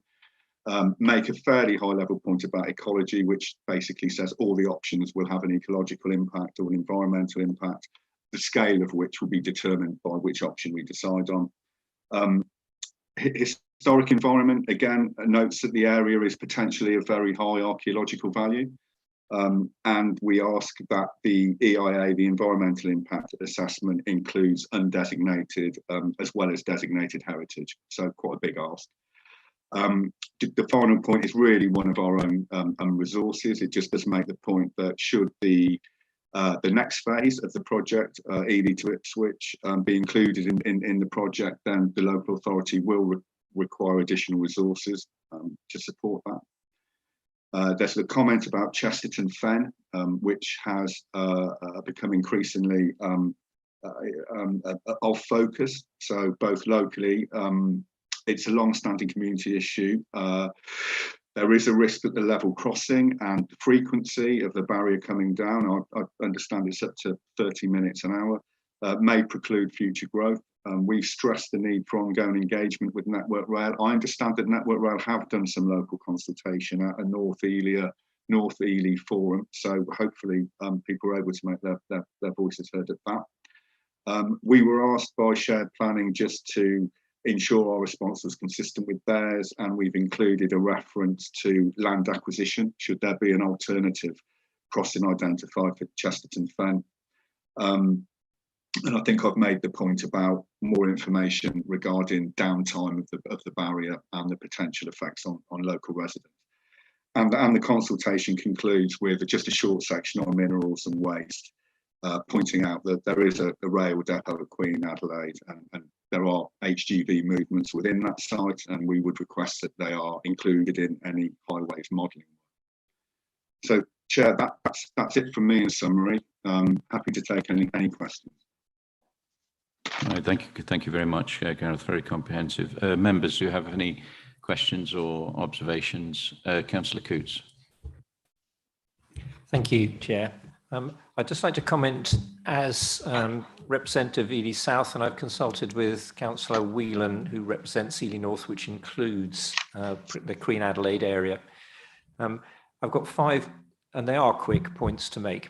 First of all is that we greatly support this project, the East Anglian area capacity, sorry, the Ely area capacity enhancement. The Ely North Rail Junction is a serious bottleneck and something needs to be done, and I'm very glad to see that that's supported all around. The problem is, of course, that with these schemes, the benefits are widespread and some of the disadvantages will be concentrated, and particularly as this report notices and recognises the residents of the small village of Queen Adelaide. And so, while welcoming the scheme, we're again glad to see that the report, and thank you very much for it, makes great priority for the local residents of Queen Adelaide itself, a very small hamlet with about 70 houses, but nearly all the schemes, apart from option 1, divide that hamlet by closing the road through the middle of it. And there is a strong local opposition to that, which is reflected in the county's position. And I'm very pleased to see that there. A proposed footbridge from Network Rail would also not take equestrian use, and that's another limitation which needs to be looked at, and the report mentions that as well. On the choice of the 4 options, obviously we don't go into all the details in committee now, but once again, local residents are strongly in favour of option 1 rather than any of the others. This is the least intrusive, the one that has less effect on the local activity in the village, and that it doesn't close access halfway through the small village. The village itself, of course, if that was selected, would like to have other measures which restricted traffic and made it go around the area that we want it to by having a number of limits within the village itself. And those would certainly be necessary for options 2 to 4 if they were to be selected. Option 1, it would be largely irrelevant for. 4th point is on rights of way. And again, very glad to see that the changes in rights of way there seem to be satisfactory. And the comments on not only the cause of the otters, which is obviously very serious, but also the causes of humans walking along Queen Adelaide Road, which I've done, which is very frightening indeed, where the crash barriers really force you onto the highway. So some action on that would be good as well. And on a very small point, finally, again, welcome the mention of the Wells Engine crossing there, very small question of one level crossing there. Unfortunately here, Network Rail didn't help here in that they closed it unilaterally with no notice due to a mess up on their maintenance, which lasted for a long period. And I got a lot of lobbying about that as well. There are recommendations, and the county report does notice the potential problems with those as well. So overall, what I'd like to do is to thank the officers and all the work that's gone into this proposed response, and say thank you very much indeed. That seems to, at this stage, you have covered local concerns. So thank you. Thanks a lot. Very useful, very comprehensive, Councillor Coutts. Councillor Sharp. Thank you, Chair. I won't repeat what Councillor Coutts said, because I agree with what he was saying. Just want to touch on a couple of issues, mainly around the Ely area enhancement scheme. This is so vital, as Councillor Coutts says. It's not just the local effect within Ely, it affects all of us really, because if we can get this scheme to fruition, then it will get trucks off the A14, because we can then use the rail freight, because a lot of those trucks are just coming through Cambridgeshire on their way to the north and the Midlands, etc. So it's so vital. And then really just touching on one major issue is, at one of the seminars I did ask the question about the capacity, and it's touched on in page 243 of the report, about the, as Gareth mentioned, about the future capacity of that junction, because it's not just where we are now. My ward, my division has got part of the East West Rail, the eastern section, the Cambridge to Ipswich line running through it with Dullingham Station in it, and we've been pushing to get big improvements on that line. And part of that will, with the opening of Soham Station next Monday, we need the western, what we call the Western Loop, which is just east of Newmarket, which is land. The land is still there; it's not built on. But if we, certainly, it's one of our aims at some stage to get that built on, so you can then run from Ely through Soham to Newmarket and into Cambridge, rather than people having to go from Soham to Ely and then change down to Cambridge. So, and I was assured that there is capacity within the Ely area enhancement scheme to include more rail freight there. So I'd be very interested in the discussions that I mentioned on page 2.4, page 243, ongoing, about how that comes to fruition, because it's not just about this current scheme, which is very important, very vital, but it's about 10 years time when hopefully we can get the Cambridge to Ipswich line operating even better than it is now. Thank you, Chair. Thank you very much. Councillor King. Thank you, Chair. Yes, just two very quick suggestions to improve the response. And I think it's very good, very comprehensive. A lot of work's gone into it. So I want to compliment the officers. I'd like to see the references to future-proofing to be beefed up a bit. Yeah. Because we know how long these schemes take to come to fruition. And there's a huge danger, I think, that rail travel will recover. And by the time this scheme comes, is completed, the rail industry will be overtaken by events. So I think we just need to beef up that reference to future-proofing. Yeah. The other thing is quite parochial. Very pleased to see a reference to the Wisbech to Cambridge railway line. And I'd like to add to that to provide capacity for at least an hourly service at peak times to the Wisbech to Cambridge line.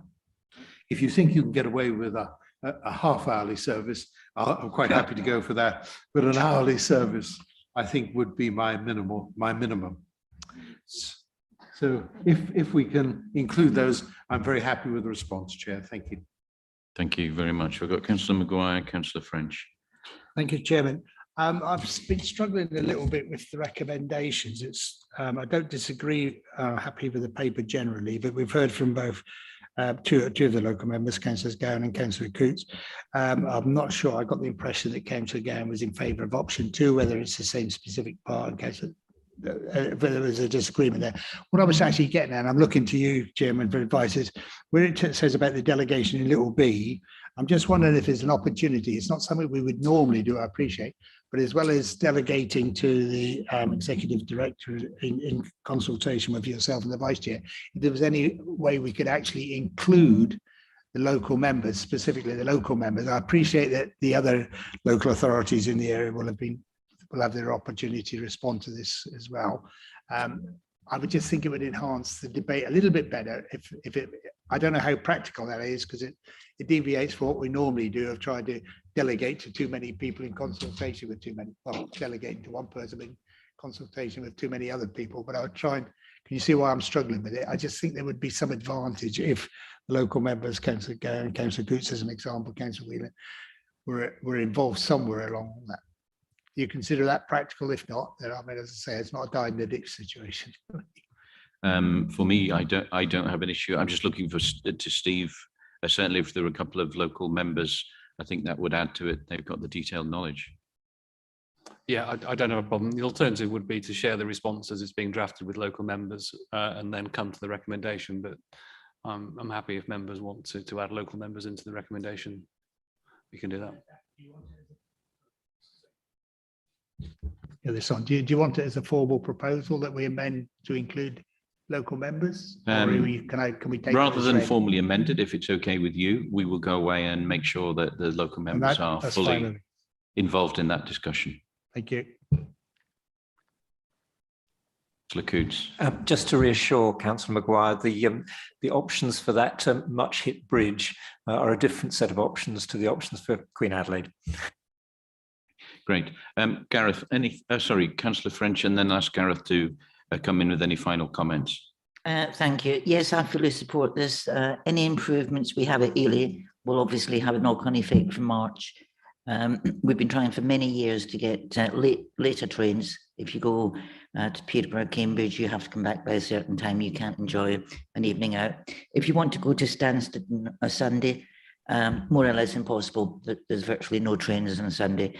So anything that can help improve Ely will help March and beyond.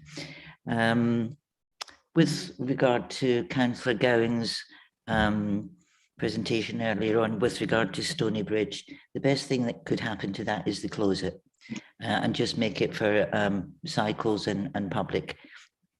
I've lost count how many times it's actually been hit. I think Ely and Stony are in competition. But each time it is hit, apart from the damage to vehicles, it's the cost to the emergency services. We have the police, the ambulance, fire, everybody's out there. And I never understand why somebody doesn't realise the height of the vehicle. Even I do, as a woman, and most of these times it's men that actually hit it. Wisbech Rail, well, we've been looking at that for, I don't know, 10, 15 years. All I can say to Councillor King, I think it's in your dreams. On that, one has to dream. On that happy note, Gareth, can I come back to you for any final comments? Chair, certainly welcome the comments from members. Really pleased that the report seems to have broad support, specifically references to future capacity, which I think two of the councillors made. Really welcome those, and we'll flesh that out as was recommended. And just finally on the point about engagement with local members, we as you know, Chair, we did circulate in draft form as requested the consultation response to local members following the spokes meeting. So keen to engage further and happy to work with local members. Thank you. That's great, and echo the thanks from others, Gareth, on the report. So we're asked to note and comment on the consultation, delegate the agreement with that additional proviso that we will actively engage with the local members on the next steps. Are we all agreed on those two recommendations? All right, thank you very much, everybody. Okay, I think we're on the home straight. Item 10, members, is about the public rights of way non-motorised user route design guide. This was something that came forward after from a recommendation from Councillor King at the last committee. So the team leader, Grant, I think will introduce this report, but before Grant does that, Robin is still with us and has got a comment, I think, from CampCycle. Robin. Thank you, Chair. So we welcome and support the development of a design guide for public rights of way, and especially cycle routes, that can help people travel to work, to school, to visit their friends. And I'm getting echo feedback. Can everybody hear me okay? Okay, I'll carry on. Public rights of way are used by many different non-motorized and active travel modes. And while individual sites have different requirements and constraints, we hope that a design guide can be written in a way that helps people together, to bring people together in order to find the best resolution in each case. The design guide should not only restrict itself to existing public rights of way, but actively stimulate the development of new ones.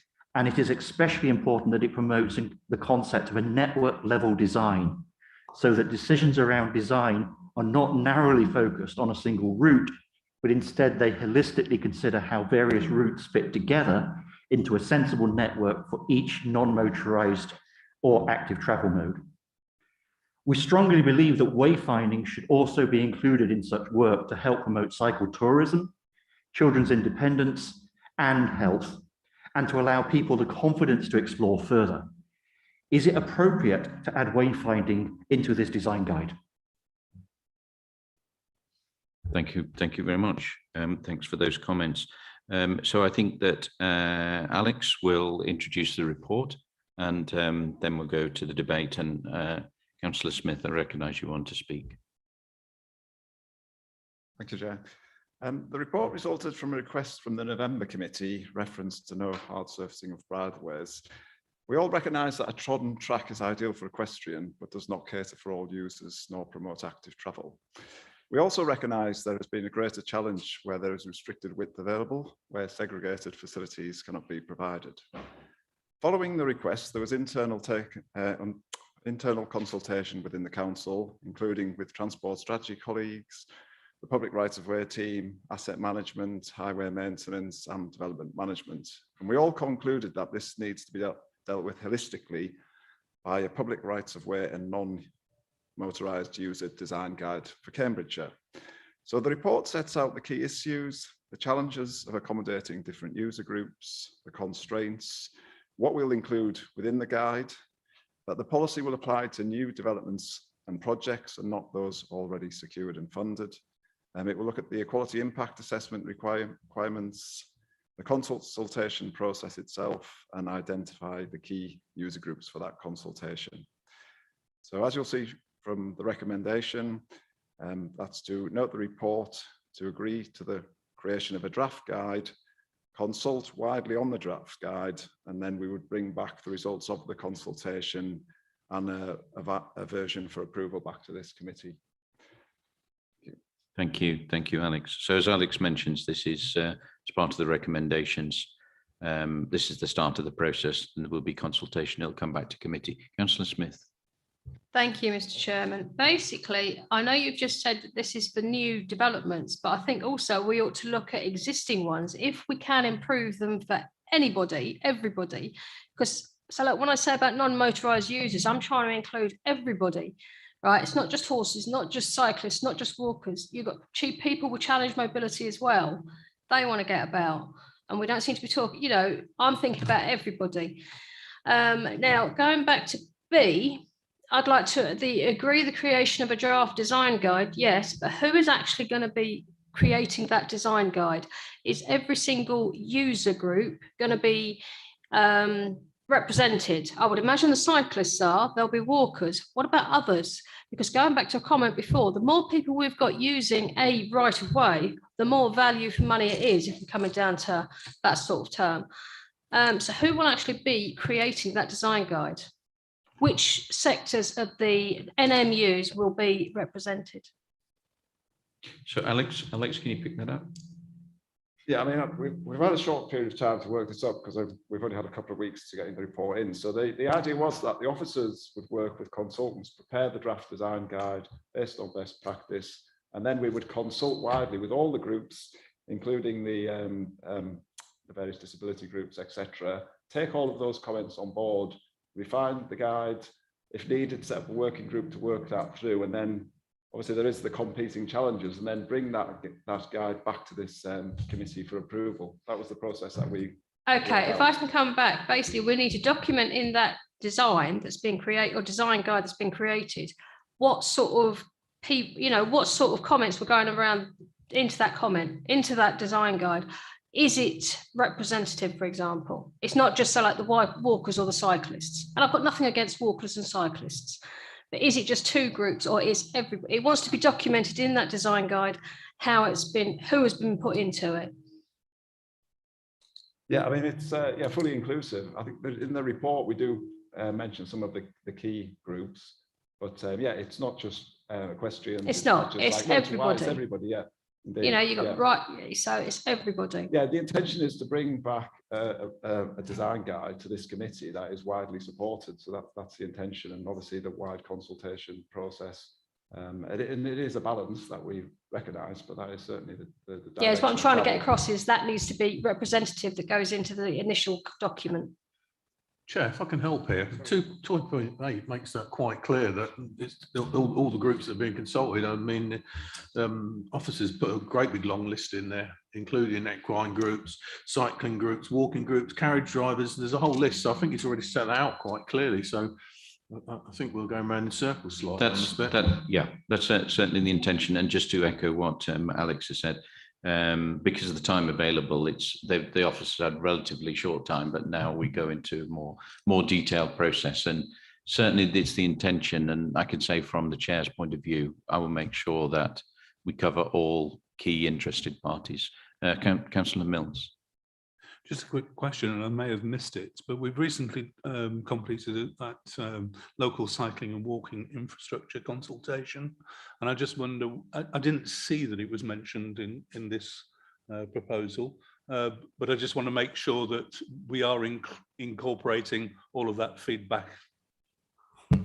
Yes, a good point. It's not specifically mentioned in the report, but it's the same officers that are working on the LC with that will be leading on this. So right. Yes, we'll be sure it's joined up.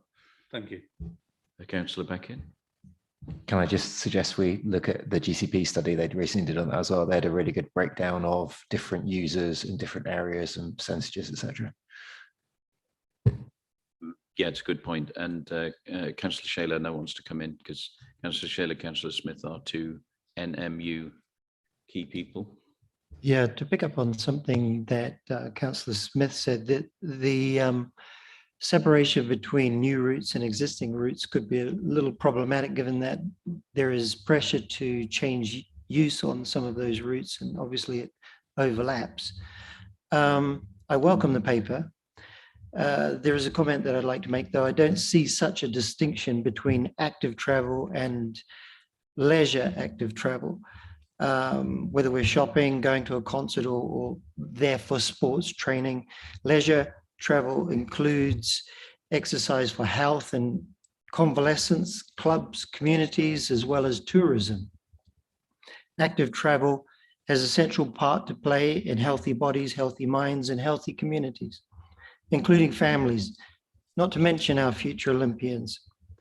Whatever your mode, we need a joined up network of public rights of way and decent maps to promote them. I think Grant has produced a wonderful document. It's a great start and in the right direction. Thank you very much. Members, any other? Councillor King, did you want to come in? Thank you, Chair. I'll be brief. So I just wanted to thank you first for progressing this. I think it's a very good document, and just also wanted to repeat my thanks to officers for getting it done so quickly. I think we do need to move fairly quickly on this, because obviously there are development proposals coming through all the time. And yes, we can't go back and, rewrite history, but what we can do is shape the future. And I think that what I would like to see in the design guide is an acknowledgement that our default position should be to preserve bridleways as they are, rather than to hard surface them, because I haven't really seen anything that satisfactorily allows dual use of a bridleway, partly for safety because horses get scared, and partly because the surfaces that are suitable for active travel cycleways are just not suitable for bridleways. And that is the dilemma. The cheap way is often to just hard surface a bridleway, but it actually isn't the right thing to do. And we should be doing the right thing when we come to actually develop this design guide. So the consultation issue is a very sensitive topic, because the request that I've seen is that there should be consultation when we agree a section 106 for a right-of-way, as to what that right-of-way is going to be for and who it's going to cater for. Whereas at the moment, that's very much an officer-led process. And I think there needs to be more consultation with the user groups that Councillor Smith and Councillor Shaler identified. That, I think, would go a long way to restoring public confidence in what we're doing in developing the right-of-way network. Thank you, Chair. Thank you. Good point. Councillor French. Thank you, Chairman. Yes, I fully support this, but I would suggest that the amount of public rights of way we have already are actually maintained. They're in an absolutely appalling state. Many residents and myself and local town councillors have been out over the last few months clearing brambles and bushes. You know, we're trying to encourage people to walk. They cannot walk through brambles. And I don't know the last time, especially in March, that these bridles and public rights of way were actually cleared. I mean, I've got one which runs from Norwood Road to Limes Grove. It is a bridge. The bridge belongs to Network Rail, but the public right of way belongs to you. And we had to go out and clear that 2-3 weeks ago, and it is used by hundreds a day. So please look at what we've got already and get them tidied up. Yeah, fair comment. And I'm sure that's going to come back as part of the public consultation feedback. Members, any other questions or comments? I'm trying to get to the final straight here. Yes, go ahead, Councillor Mills. From Climb Cycle, we asked about wayfinding. Already on our public rights of way map, we have a Google created map to show people that, but it doesn't yet work if you want to get directions. So if you want to choose a cycle or a walking path, they don't come up. So I think if we could give some attention to that, because that would be quite helpful. Yeah, good point. That would be a nice added thing.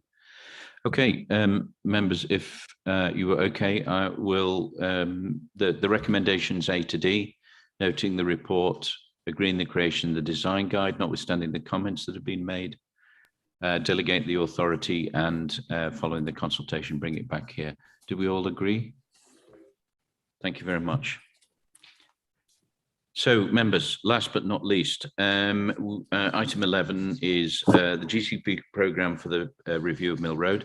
We agreed at our last committee that the Greater Cambridge Partnership would take this on in discussion with us. Then David will introduce this, but last but not least, Robin, your opportunity to talk to us today.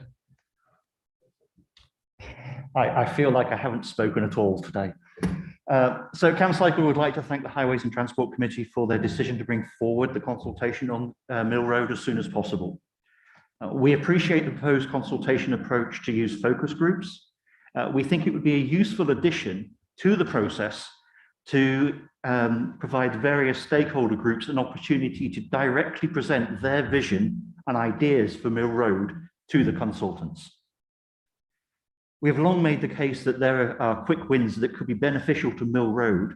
However, we are concerned that this proposal is unclear about what could be considered a quick win and what kind of impact these changes may have.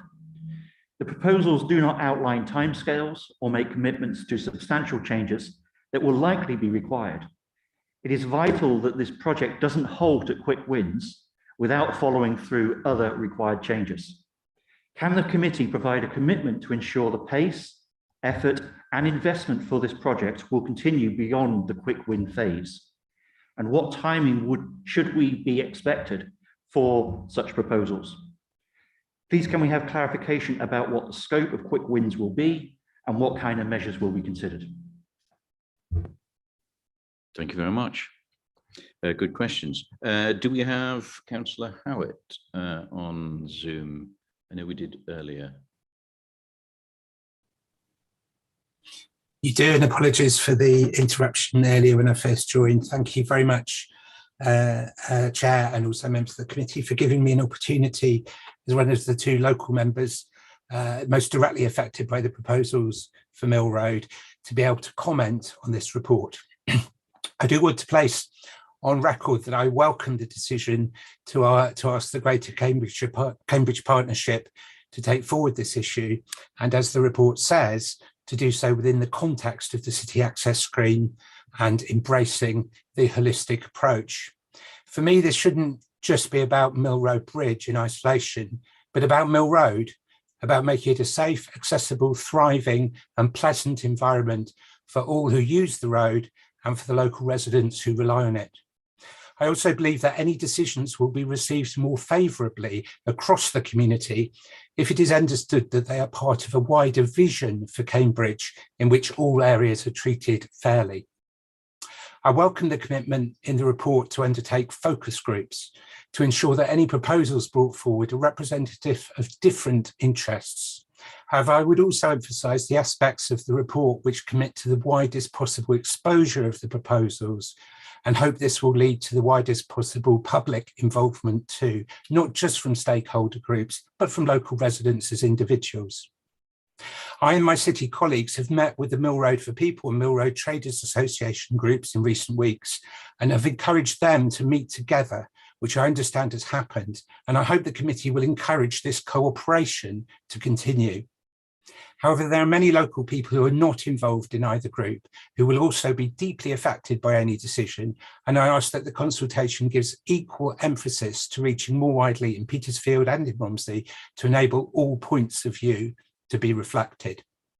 I do think we should try to look forward, not hark on the past, but I think too that we need to learn lessons from the past as we go forward. In this context, I hope that the further work now being done will do three things.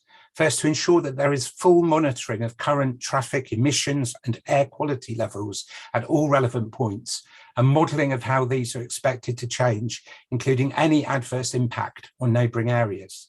Second, to ensure that mitigating or compensatory measures are planned to be implemented at the same time as any new decision, including any new arrangements for signage, car parking, deliveries, landscaping, pavement widening, and the possible new minibus operation.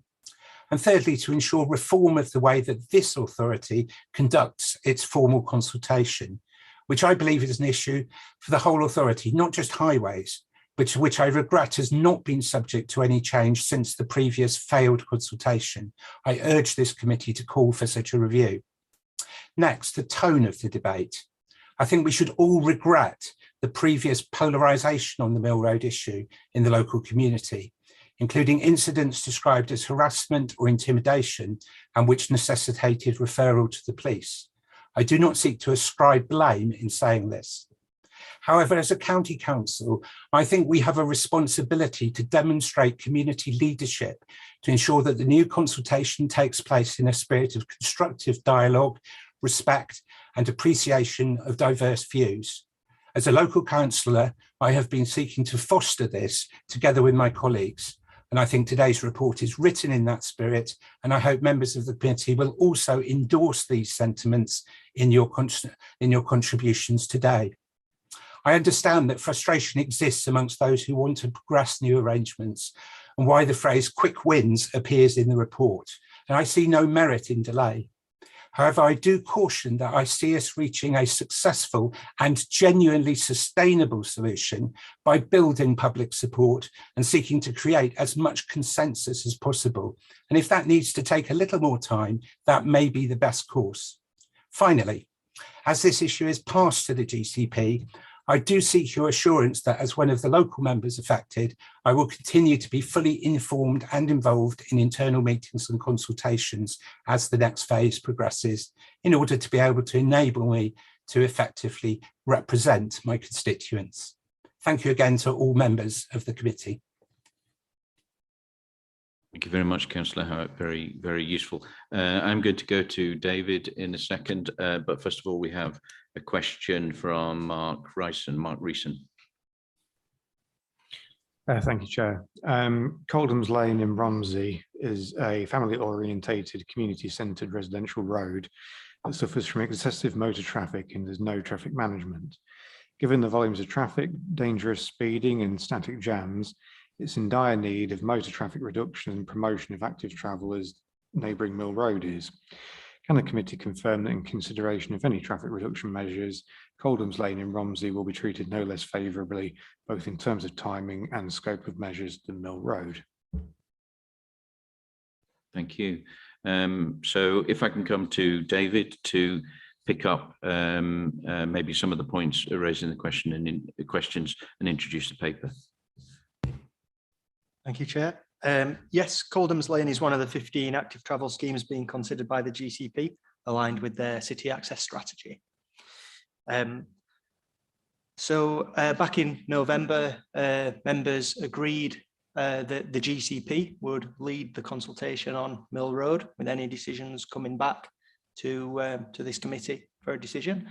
There was a very rich and helpful debate in terms of the scope and breadth of that consultation, and the GCP are presently underway in working that up. We did commit to come back now to give you a sense of those timescales, and discussions have been had with members to understand what that profile could best look like. I'll draw your attention to the two key elements of the report then. Firstly, 1.18, which sets out a few key principles of the consultation, namely that it will seek to achieve the widest possible exposure of proposals and participants. Secondly, that it will be tied in with the city access and broader measures, so it's not looked at in isolation. And thirdly, and importantly, that we deliver a procedurally sound solution, so no steps are missed in governance terms. Now moving on to 1.19, this sets out the timescales for the proposed consultation, which, and again, just to remind all that there was a strong emphasis on expediting this and moving as quickly but as procedurally sound as possible. So the consultation will commence in January, week commencing the 10th of January, through independently facilitated focus groups. I think Robin's comments about how those groups will be carried out is very helpful. I know the GCP are listening. Throughout January, and in conjunction with the focus groups, there will be a review of options and identification of quick win measures, following which in February, there will be a 4 to 6 week consultation to sift those options and quick wins. I think at this stage, it's just appropriate for me to present the timescales, allow the GCP to continue developing the finer detail of the consultation, and hopefully this paper provides a helpful update in that regard. That's great. Thank you. Thank you very much. So members, I've got Councillor Dew, first of all. Thank you, Chair. Yeah, I think on this one, it's a report coming to us from GCP. We've actually delegated the responsibility of running this scheme to them. So I don't for us to micromanage it and run through the whole thing today. I think the various comments that have been made need passing on, and we've got the officers here to do that. And as has been said, the GCP are listening here today. So I think it's doing what we've asked of them. The timescale, whilst not quick enough for everybody, is actually quite swift in terms of how we're generally getting things done. And I think we should endorse this and support them and tell them to get on with it as quickly as they can. And bearing in mind all the comments that have been made from the various speakers, I think they're all valid and useful, but I don't think we all need to repeat them here today to do it, because I think they're acceptable. Thank you. Thank you very much. I may not have got the order right. After Councillor Dew, I've got Councillor Beckett, Councillor Bryony and Councillor Shaler. Oh, sorry. I was trying to look two ways at the same time. I'll let Neil go first. Let me come back later. I think Councillor Sharp was next. Two very quick points, because I'm conscious of time. One, I welcome the officer's comments about the access onto Mill Road being done in conjunction with the other accesses we've got going on, consultations we've got going on with Newmarket Road, etc. Because I am concerned that anything we do with Newmarket Road has a knock-on effect on Coldham's Lane, Cherry Hinton Road and Mill Road. And the second point is touching on what Councillor Howitt said. And I remember when we had the debate back in July, we had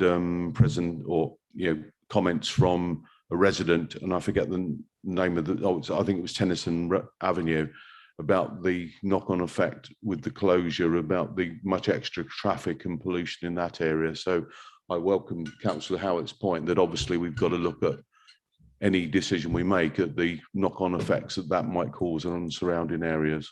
Thank you. Yes, thank you. Very good point. May have got this the wrong way around, but I've got Councillor Goodliffe, Councillor Maguire, then Councillor Shaler. Thank you, Chair. Just very brief in order to say I really welcome this as someone who walks, cycles and has occasion to drive in the area. I realise it's a very complex process and look forward to taking part in the consultation. Thank you.